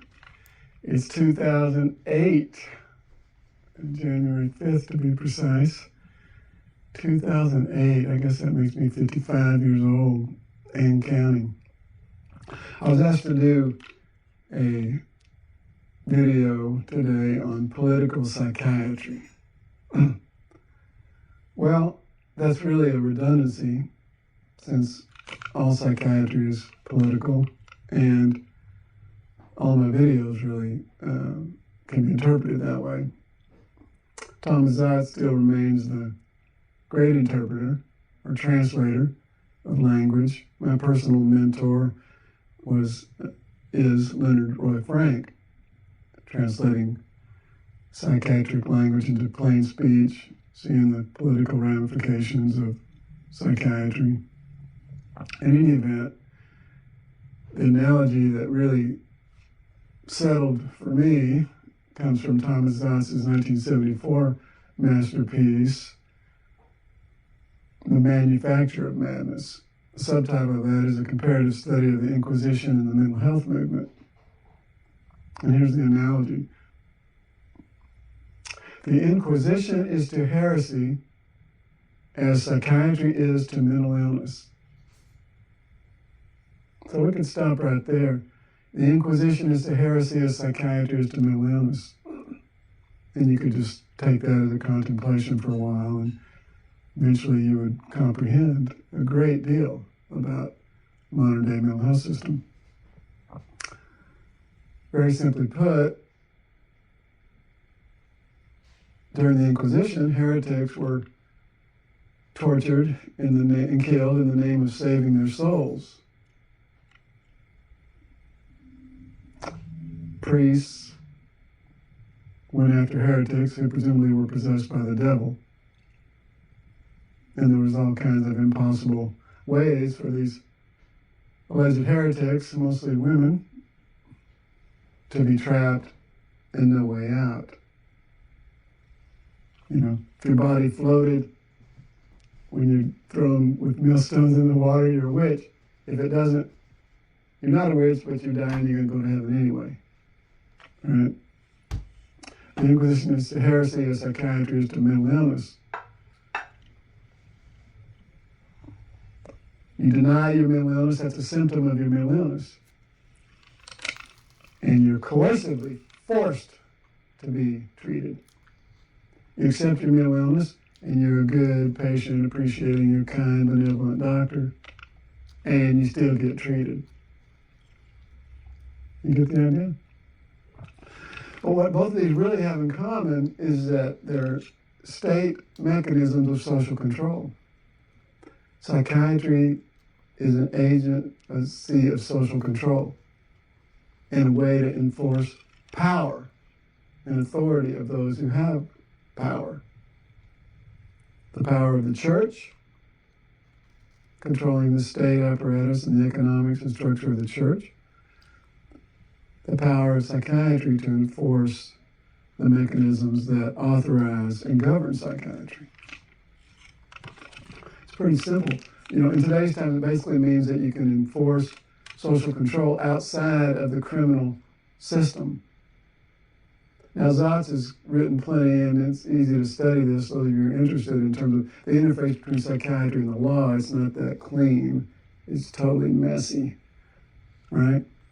But a simple way of thinking about it is that if you're not going to bring in criminality as a way to incarcerate and separate somebody and enforce some sort of social norm or rule, then you can bring in psychiatry. So I'm just going to make 4 main points here, okay? Yeah, so I think part of what happened is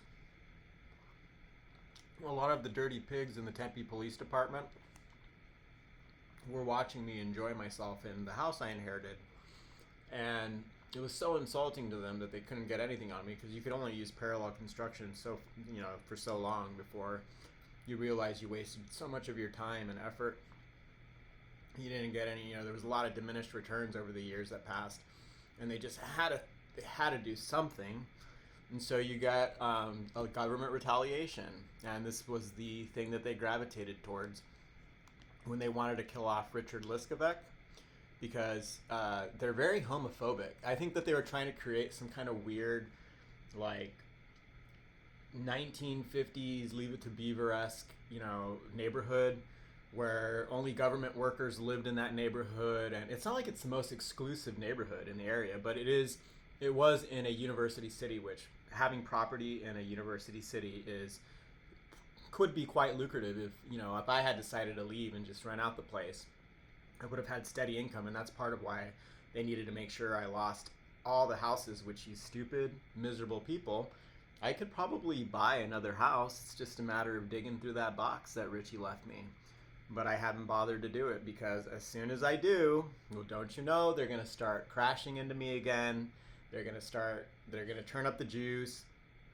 I can't be 100% on that, but because of what I know now, and that could be my only leverage right now, is having those names, addresses, coordinates, studies, all of that might be the only reason why they're starting to slowly back off from me. Well, regardless,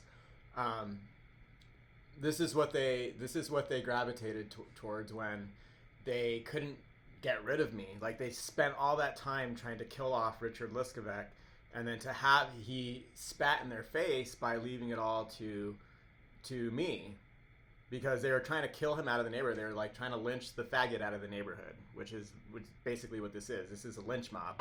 This is what a modern day lynch mob looks like. They want to go ahead and feel like they're above that, but because they're using remote weapons and very exotic neuro weapons and very exotic forms of surveillance, so they want to think that they're beyond conventional lynching. But that's all this is. This is groups of people coordinating together to get rid of undesirables, whoever they deem an undesirable. And when they can't use the law to do it, because you're not doing anything that's so heinous and criminal, then this is what they use now. This is what they're going to do. And now that I'm starting to see all these police brutalizing professors and stuff on campus for protesting, get the fuck out of here. They're fascists. These are fascist, psychopathic people. These are the psychopaths gravitate towards positions as police officers. They're psychopaths. They're clinical psychopaths and what does a psychopath want to do? They want to assert their power over you. That's all they care about at the end of the day. That they're not peace officers anymore. They're law enforcement, and they're psychopathic, and the ends justify the means to them. It's still not completely clear what they want. I guess they just need to get rid of me now, for whatever reason. Number one, I've already made. Psychiatry enforces. And by the way, I do have a video on my Targeting Notes playlist that goes over every single police report from the last 8 years for just one of the cities where this happened, because this also happened in San Antonio, and I'm curious to see what they redacted and how generic their police reports were. But that alone is huge, because when you have a bunch of idiots participating in a criminal conspiracy, they're sweating bullets now. They're starting to really worry, because there's a lot of people like me that are coming out of the woodworks. We know too much now. So it's all falling apart for them. And they still just don't want to let go completely. Like, I'm still enough of a liability to them that they don't just quit what they're doing. Conformity without bringing in the criminal justice system. Psychiatrists are authorized by the state to do that. You can say somebody's behaving in a way you don't like, and psychiatry can judge that and enforce that and treat that. without having to resort to you've broken a law and so we're going to incarcerate you. Right? You can do this in a more subtle way just by the fact of this existence of this state authority. And keep in mind, 1.5 million Americans incarcerated every year against their will who haven't committed a crime. That's huge numbers. Talking about psychiatric incarceration, so-called involuntary commitment, right? And then there's many more nowadays who have involuntary outpatient commitment. So they're not really committed, but they're court-ordered to take drugs. In other words, to be poisoned for their behavior. So it keeps people afraid, keeps you in line. Watch out, or else the men in the white coats will come and get you. Right? Remember the joke? The difference between a psychotic and a mystic? The mystic knows who not to talk to. But it's not a joke about just because you're paranoid doesn't mean they're not out to get you. You know, being afraid of that dynamic. And then it's real subtle. It goes on down to the use of language, being shamed as a loony, as a sicko, as a psychopath, as a neurotic, you know. We all want to be normal, right? See my other video, psychology test. Are you normal? You know, to look at that dynamic. So enforces conformity without criminality, keeps people afraid. Number 3, and this is here where we're getting to the real bottom line here, is it protects power. Political psychiatry. Psychiatry supposedly it is actually a branch of medicine. It's not really medical science, but it's legally and structurally a branch of medicine. Right? Politics maybe can be defined as dispute over the power or authority to define other people's reality. A lot of times in political situations, it ultimately comes down to the force of the state. The police state, the military state, and in this case, the psychiatric state that comes in with force. The saying is there can be no truly voluntary psychiatry as long as the threat of involuntary psychiatry is there. It's called the iron fist and the velvet glove. You know that dynamic. I talked about it right at the beginning, right? You go along with the doctor and you're all sweet and velvety. You resist and the power of the state comes down and locks you up and forcibly drugs you. I call it a magic trick. I write about this in all my books, but one particularly, The Necessity of Madness and Productivity. You can find this on my website, wildestcolts.com, right? It's a magic trick. It's like, oh, you got a problem? Ah, I've explained it. You're mentally ill. You're depressed. You're schizophrenic. You're ADHD. You're bipolar.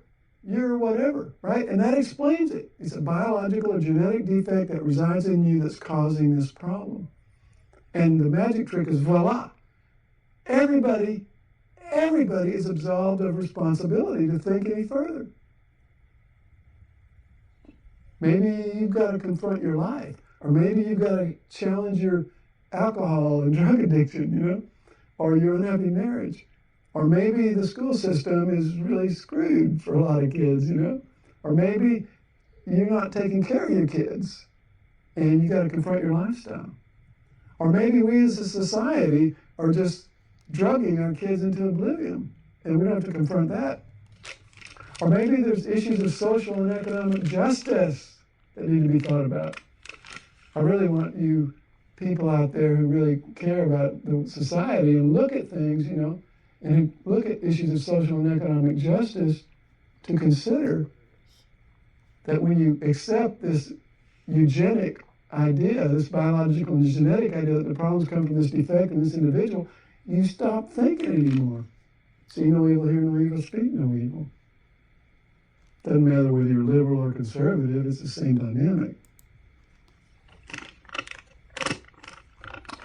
I think we need to confront issues of social and economic justice and not just call people names and accept a pseudoscientific belief system that we've been conditioned into by constant media propaganda And so that's why I'm challenging that. But the point is, psychiatry is political. It's enforcing power. And it's a form of oppression that, and all oppression has a claim to virtue, remember.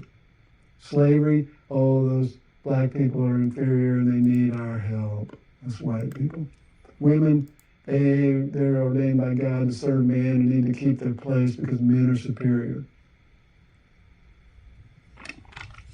So races against each other, workers against each other, and nobody looks at the structure of the society, whether that really serves life or not. So it's political. It's political, just like eugenics was political for the Nazis to exterminate the Jews and assert their power. That belief system that Jews were genetically defective was a political dynamic. Similar to the belief system that these millions of children are genetically defective, or these millions of schizophrenics, or these millions of bipolar people. It's all a lie. Fraud, fraud, fraud. But it's politics, and it's very effective politics. Keeps us all distracted from really confronting and thinking. And what does that really serve? I mean, even today, a lot of people, you hear the word fascism and people think of Nazis, although really they should be thinking of Mussolini and seeing a little different dynamic with the Nazis. But in any event, fascism, technically, as I understand it, really means a marriage of government and business, of government and corporations. And so when you have fascism, you don't have a government that represents people, you have a government that represents a controlling elite of economically powerful people, and the government serves those interests, right? Psychiatry is political. It serves the interest. It keeps you from confronting that structure, and it brings massive profits directly into that structure. Because one of the main dynamics in terms of corporate life today is the pharmaceutical industry, one of the most massively profitable. Well, anyways, I'm going to stop right there and get back to the military-industrial academic complex. And so when you have a weapon system that is capable... Well, actually, hang on. Before I go back there, let me go back to why I call them Apex Karens. So when you have a weapon system that's capable of remotely electrocuting you and also allows you to transmit just any number of people who could connect to the system, just banter into the building that you're occupying. It is meant to get you to elicit a response that could get weaponized by a bunch of complicit pigs, and so this is what ends up happening. Threatened by a man in the ramble. Please send the cops. I'm being threatened by a man in the ramble. Please send the cops immediately. You want to call the police on them for having a barbecue on a Sunday at the lake? Yes. All of these women have been identified as Karens by the internet. The term has burst into the scene as racial tensions reach a boiling point in the U.S. The phrase may be new, but Karen-like behavior has been a constant in this country's history.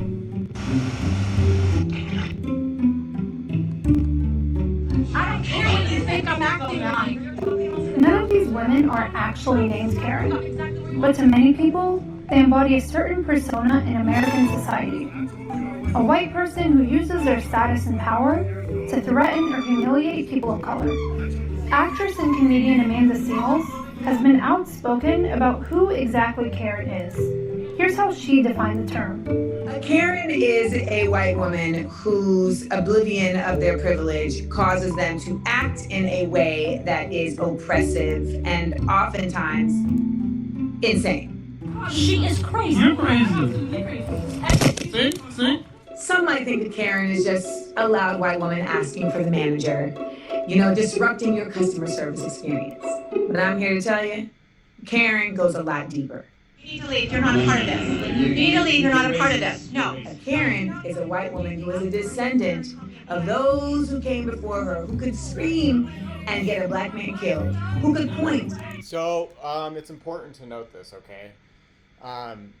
I feel like the people who are harassing me are made up of a bunch of trash who, over the centuries, have bred out the part of their brain that is able to recognize boundaries.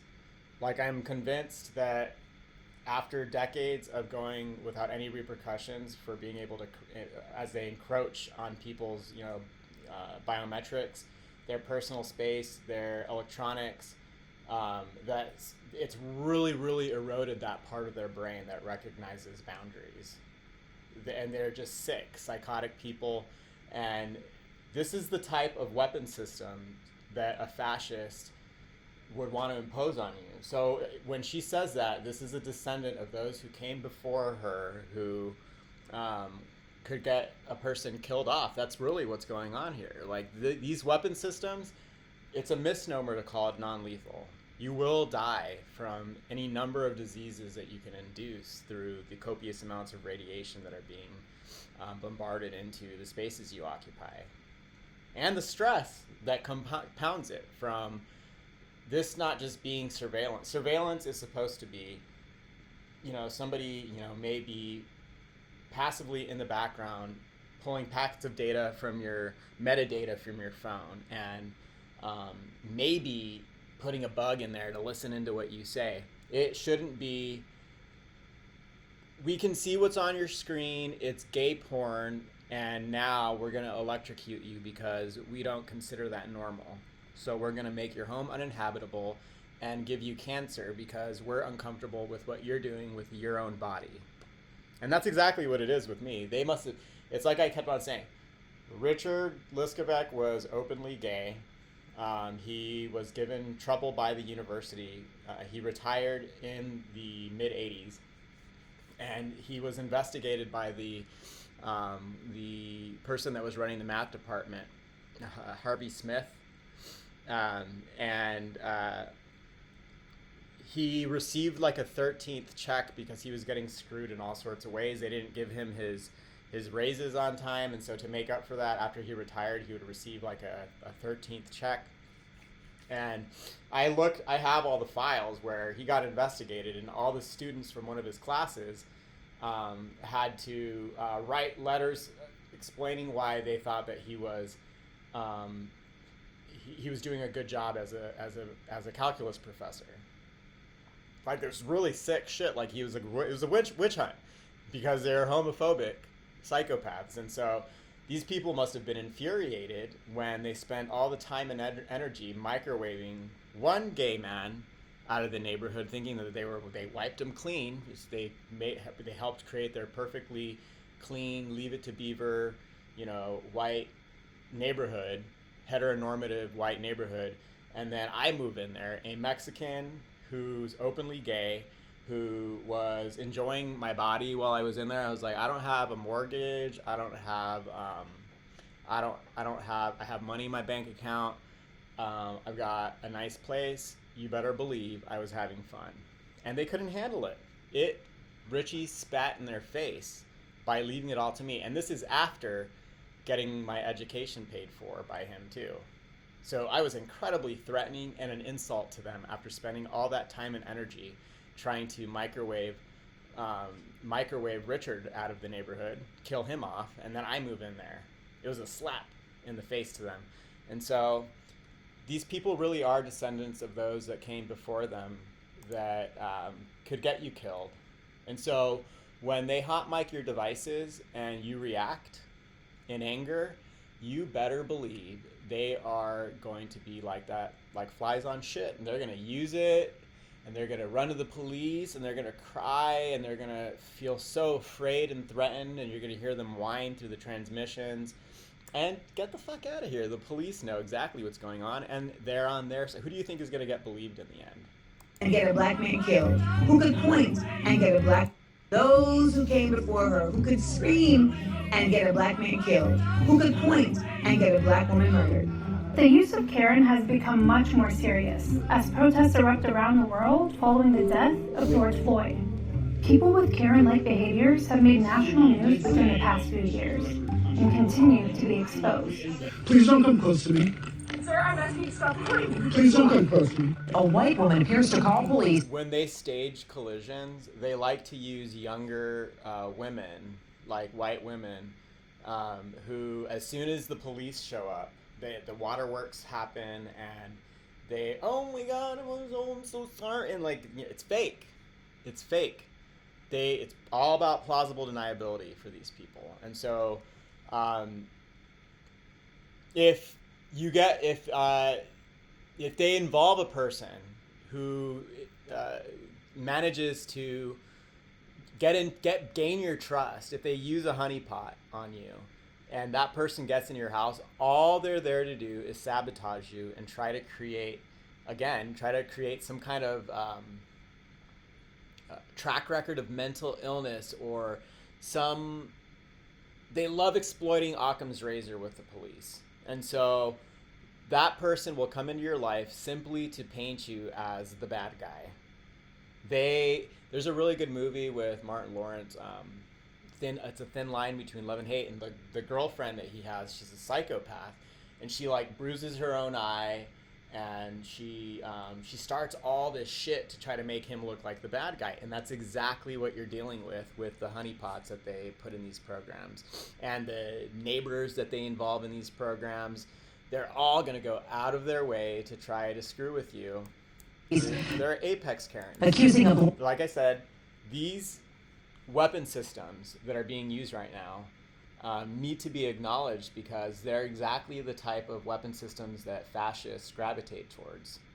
And so don't think that a university, a public university, who surrounds itself with veneers of progress is innocent. You could be thrown on one of these programs simply because of your degrees of separation from somebody who has government clearance and looks at you, looks down at you, and thinks your life is disposable, or that your behavior and your lifestyle affords them enough plausible deniability that you'd be a perfect candidate for one of these programs. Black man of threatening her after he asked her to put her dog on a leash. This woman. And what do I mean by veneer of progress? Well, let's see here. ASU first. This is why this is so first university to have a gay fraternity. Okay, in 2003. This is about. I started in about 2004, and this is immediately this happens, and then you listen to the targets, and they all bring up how they feel like they're being targeted because of their sexual orientation. So again, here's this. This is from the book Guinea Pigs, written by a target. Through interviews and questionnaires, we have found some trends among the victim population. A large percentage of the victims are female. Most of these female victims have reported drug-facilitated rape and sexual assault. This is probably not a part of the experimentation as much as it represents a representation of the criminal nature of the perpetrator group. Technology that allows for complete surveillance, stalking, and subliminal control makes sexual assault a very easy crime to accomplish. While rape has been used in the past as part of mental programming through trauma, it appears that it is seen as more of a perk among the current experimental perpetrators. Nonetheless, it is no less physically traumatic and psychologically damaging to the victim. One group of victims in Palm Springs, California, does appear to be targeted sexually. This group is mostly gay men is being audibly harassed by the same female voice through the microwave auditory effect, as well as being victimized through drug-assisted sexual assault. Obviously, this represents a psychological hatred on the part of the group perpetrating these crimes in the area. However, to summarize, the selection of targets for inclusion into this experimental protocol may be specific at the local level, with some aspect of particular traits that are sought out by the perpetrators. At the agency level, where the data is ultimately compiled, each perpetrator's group inclusion criteria probably average out to give the target population a random appearance. Again, that's out of Guinea Pigs, written by a target by Dr. John Hall. And so you have that, and in my limited Hangout Media playlist, I have those gay men explaining how they feel like the reason why they got targeted is simply for their sexual orientation. Where is is my, oh, here we go. Yeah, so if you click on this one right here in my portfolio, it takes you to the playlist of Limited Hangout Media. And you go in here and so imagine you're trying to include a specific group type of person into your research. Well, you set up a veneer of progress, and then they all go over there thinking, oh my God, this, how inclusive of them. And then you end up actually getting thrown into a program non-consensually that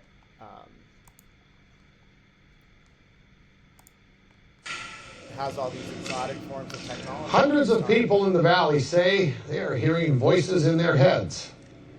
And those voices are being transmitted by microwave or schizophrenia medication, and it did absolutely nothing whatsoever. However, Dr. Druck their own theories why they're being harassed. I think that I was targeted because I'm gay. I reported people. Yeah, so that's the guys from the book.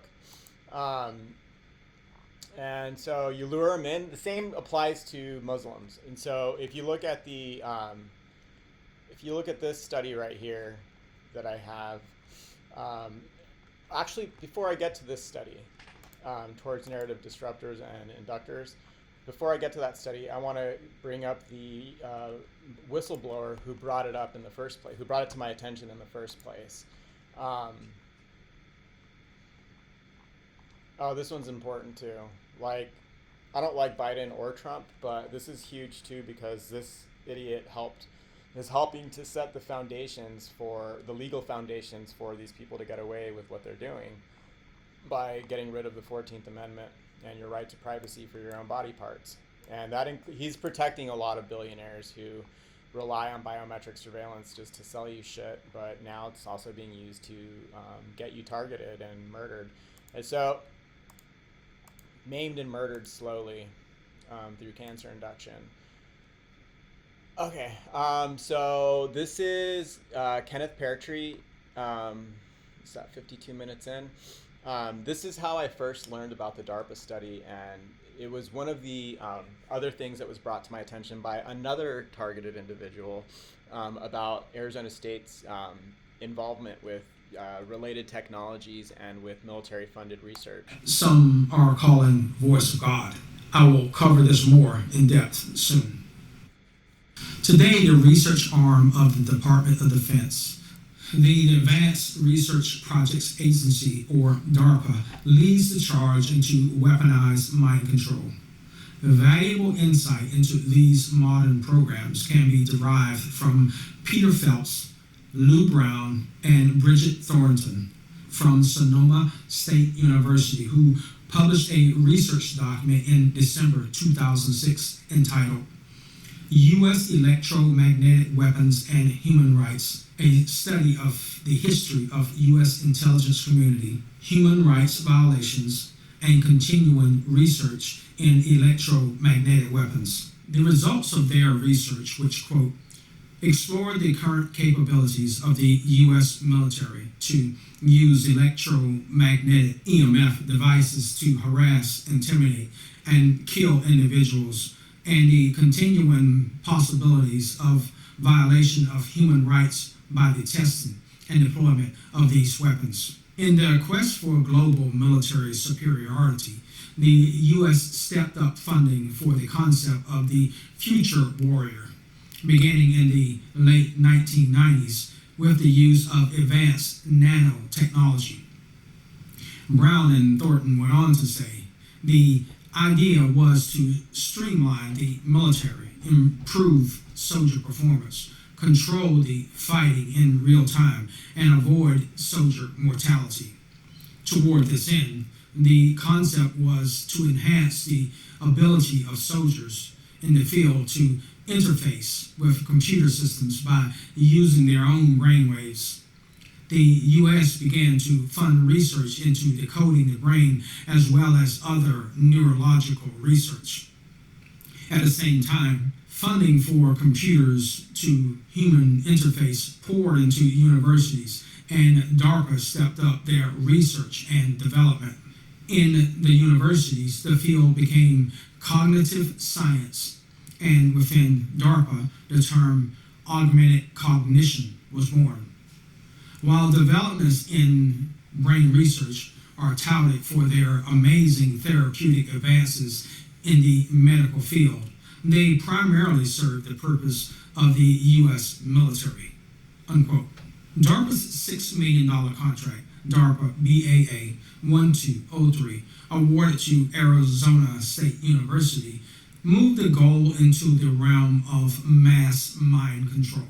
The objectives of this contract were aimed at discovering how the United States could win the battle of persuasion on a mass scale. On behalf of the U.S. government, DARPA wanted to know the exact areas of the human brain that controlled our ability to perceive and accept the messages delivered through a variety of methods. In the proposal, DARPA wrote, "Humans are storytelling beings. There is no clearer evidence of this than the struggles of the United States government to convince world populations of its good intentions and to dissuade key constituencies from the powerful narrative told by violent extremists. In short, it is widely recognized that the U.S. is losing the battle of the narrative and thus, consequently, the war of ideas. This project responds to technical areas 1 and 2 with the aim of revolutionizing the study of neuropsychology of narrative and its effects on persuasion. It will generate the knowledge to effectively understand, model, and disrupt narrative systems of stories sharing themes, forms, and archetypes on a neurological level, and capabilities to induce powerful narrative phenomena such as transportation and narrative validity with certainty. The work required went on to say, in phase 3, we will selectively alter aspects of narrative structure and brain functioning via a transcranial magnetic stimulation to induce or disrupt selective features of narrative processing to provide the strongest possible inference about the operation of the narrative comprehension network. That's a really complicated way of saying if we don't like what you're thinking about, we're just gonna fry the shit out of you like an animal with a shock collar. Let's see here. Let me just show what transcranial magnetic stimulation can do. I think I have it in this playlist. Let me see here. Might have it in here. Transcranial magnetic stimulation.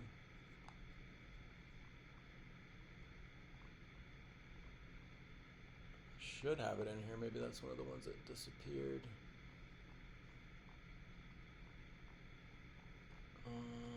Nope. 2 of them got hidden, so I don't know how that happened. If it's not in there, I may have put it in related technology. Oh.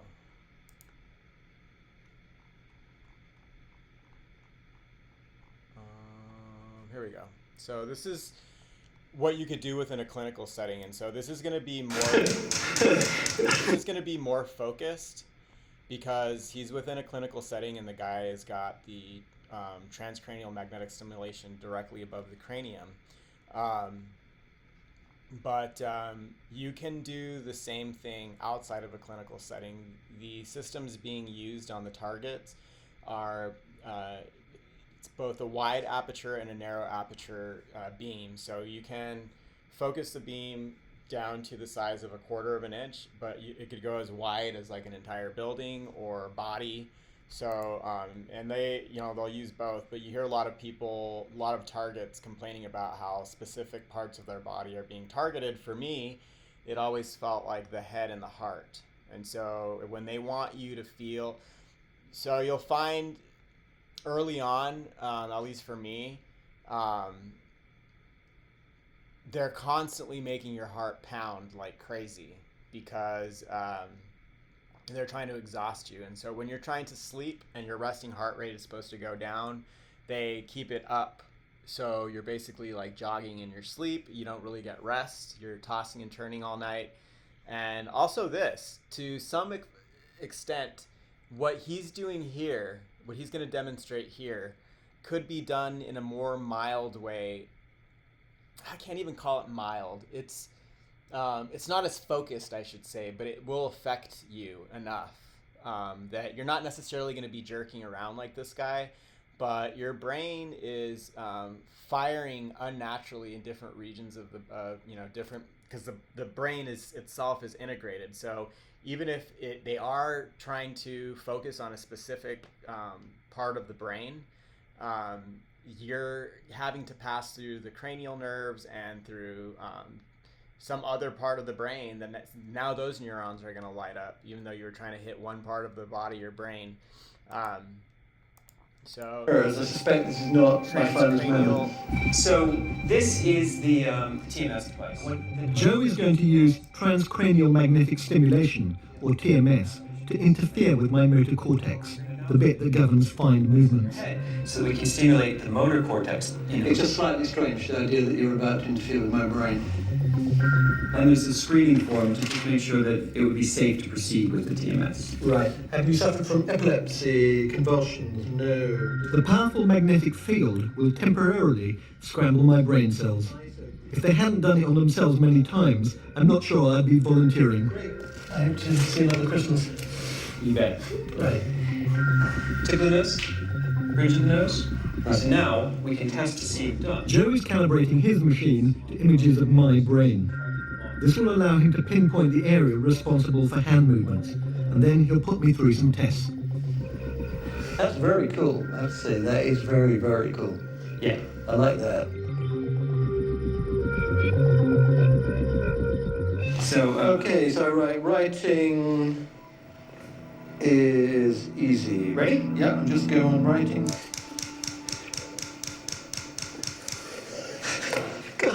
God, that is weird. So the fine motor control is really critical in writing, of course. It's completely impossible when you do that. It's completely impossible. It's very, very odd when you lose voluntary control like that. Yeah. Absolutely. I think here's another test from. I face this with some trepidation. Right, this has to. So again, I do have to be 100% with my own experiences. This is an incredibly exaggerated version of what could be what's been done to me, especially early on. If you read John Hall's book, Guinea Pigs, or Robert Duncan's book, How to Tame a Demon, or Project Soul Catcher, let me see if they explain the phases here.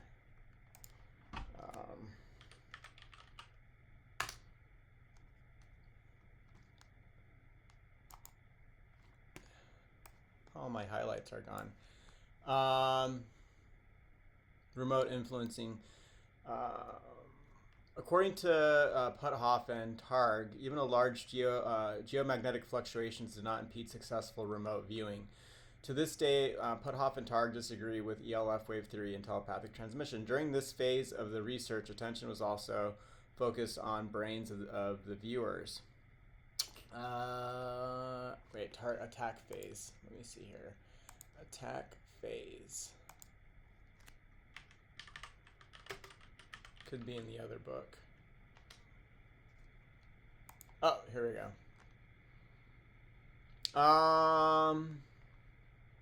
Stalking of the target is a natural extension of the surveillance phase. These phases differ, and the surveillance phase is usually unknown to the target, while the stalking phase is done with full awareness of the target. In the current literature, the stalking phase of this type of victimization is usually described as gang stalking, organized stalking, or cause stalking. Gang stalking and cause stalking are inaccurate descriptions in that they imply either street gang involvement or some grandiose reasoning behind the stalking. Organized stalking is probably the most accurate description, reflecting the highly organized and methodically planned out form of stalking that these victims experience. The methods involved are directly adapted from COINTELPRO operations that were run by the FBI in the 1950s and 60s against groups seen as radical elements. The tactics include total inundation of the target at home and wherever they go, breaking and entering of the domicile, and physical harassment and intimidation. Electronic harassment is used during this phase with regard to email tampering, computer hacking, cell phone spoofing, cyberbullying, and more exotic forms of electronic harassment that are covered as part of the attack phase, but may be present in any phase of this type of victimization. And so for me, early on, when I couldn't describe what was going on as accurately, even though I was very clear with law enforcement how there were, I was using meters right away. I have an engineering background, so I was like, this is fucking electronic. I was like, okay, so get the Gauss meter out and I got myself a thermal camera. I got a spectrum panel. I had already had the thermal camera. I just got it because I wanted it. I thought it was neat. The FLIR camera attaches right to your cell phone. So I knew right away. I was like, I know I'm not crazy. I was like, this is all just a bunch of digital and electronic fuckery. I was like, I'm not a dumbass. And so I was very clear with law enforcement, but again, they're complicit or they're complicit or they're just completely stupid and they're too dumb to wrap their head around what you could do with wireless technology despite it being in your pocket for the better part of the last 30 years. People are still really dumb. They don't even think of how the data travels back and forth from the phone to the cell tower. Like, they're mentally, I think people are still somewhere in the 90s. Even though we haven't had a corded phone for quite some time, they're still really dumb. Like, their heads are still there. They don't even, like, it's just happened under our nose for the last 20 years. It's encroached so slowly under everyone's nose, you don't even notice the cell towers. You don't even think about the data and how it's passing back and forth invisibly from the phone to the tower. It's just happening to you, but people don't get it. And so anyways, that's Kenneth Peartree. This is transcranial magnetic stimulation. And of course, I'll let him finish this up. Nodes selected will be those that A, can be assessed and safely manipulated via transcranial magnetic stimulation, and B, occupy the most critical position in a network, and C, are associated with the strongest effects in phase 1 and 2. This will help establish causal effect of the regions identified. Overall, this research program will provide important insights into the emergence or support of political violence and help clarify the role of strategic communication in mitigating it. Unquote. Those somewhat lengthy and scientific statements are not easy to decipher, but what I take away from that overview of the program's goals is that DARPA's intentions were to learn how the brain perceives ideas and determine how to deliver the government's message in a way that will be perceived as true and believable. In the absence of a caveat, one must assume no matter what the previous perceived notions were for the targeted audience at the onset. Simply stated, from a neurological standpoint, in my opinion, DARPA's objectives could have been written: evaluate how we can manipulate the brain's functions to allow the United States government to convince anyone of anything. So, there's that. I saw that and I was like, oh, okay, well, I immediately thought I should add that study to my collection, and I found it. The link to this study is on my portfolio. I connected it to one of these pictures, has the link to it. All you have to do is click on it and it'll take you right to the link from the, it's like an offshore website that had the very heavily redacted version of there's Dr. Stephen Corman. These are all people who use the war in Iraq to justify their behavior. And so it's the same thing. They always create this threat, like this boogeyman, so that they could feel comfortable taking a bunch of money and violating your body non-consensually. But yeah, this is the entire study right here. But what I wanted to go over was, that's that. Okay, here we go. It's me and Richie. What's that? Nothing to see there. And so there's In-Q-Tel. I think I went over this in the other videos. I wanted to go over this really quick. So this is from 2003, about a year before I started going to ASU. The days of academics pumping their fists in the air to protest covert activity by the CIA during the Vietnam era and into the 1980s are over. Well, I guess this one's, you can see how old this one is. Today, as the nation battles terrorism and Iraq, the Central Intelligence Agency is turning more to universities, including Arizona State, to develop high-tech gadgets that track down terrorists and dictators. Universities are cooperating with few objections, partly for patriotic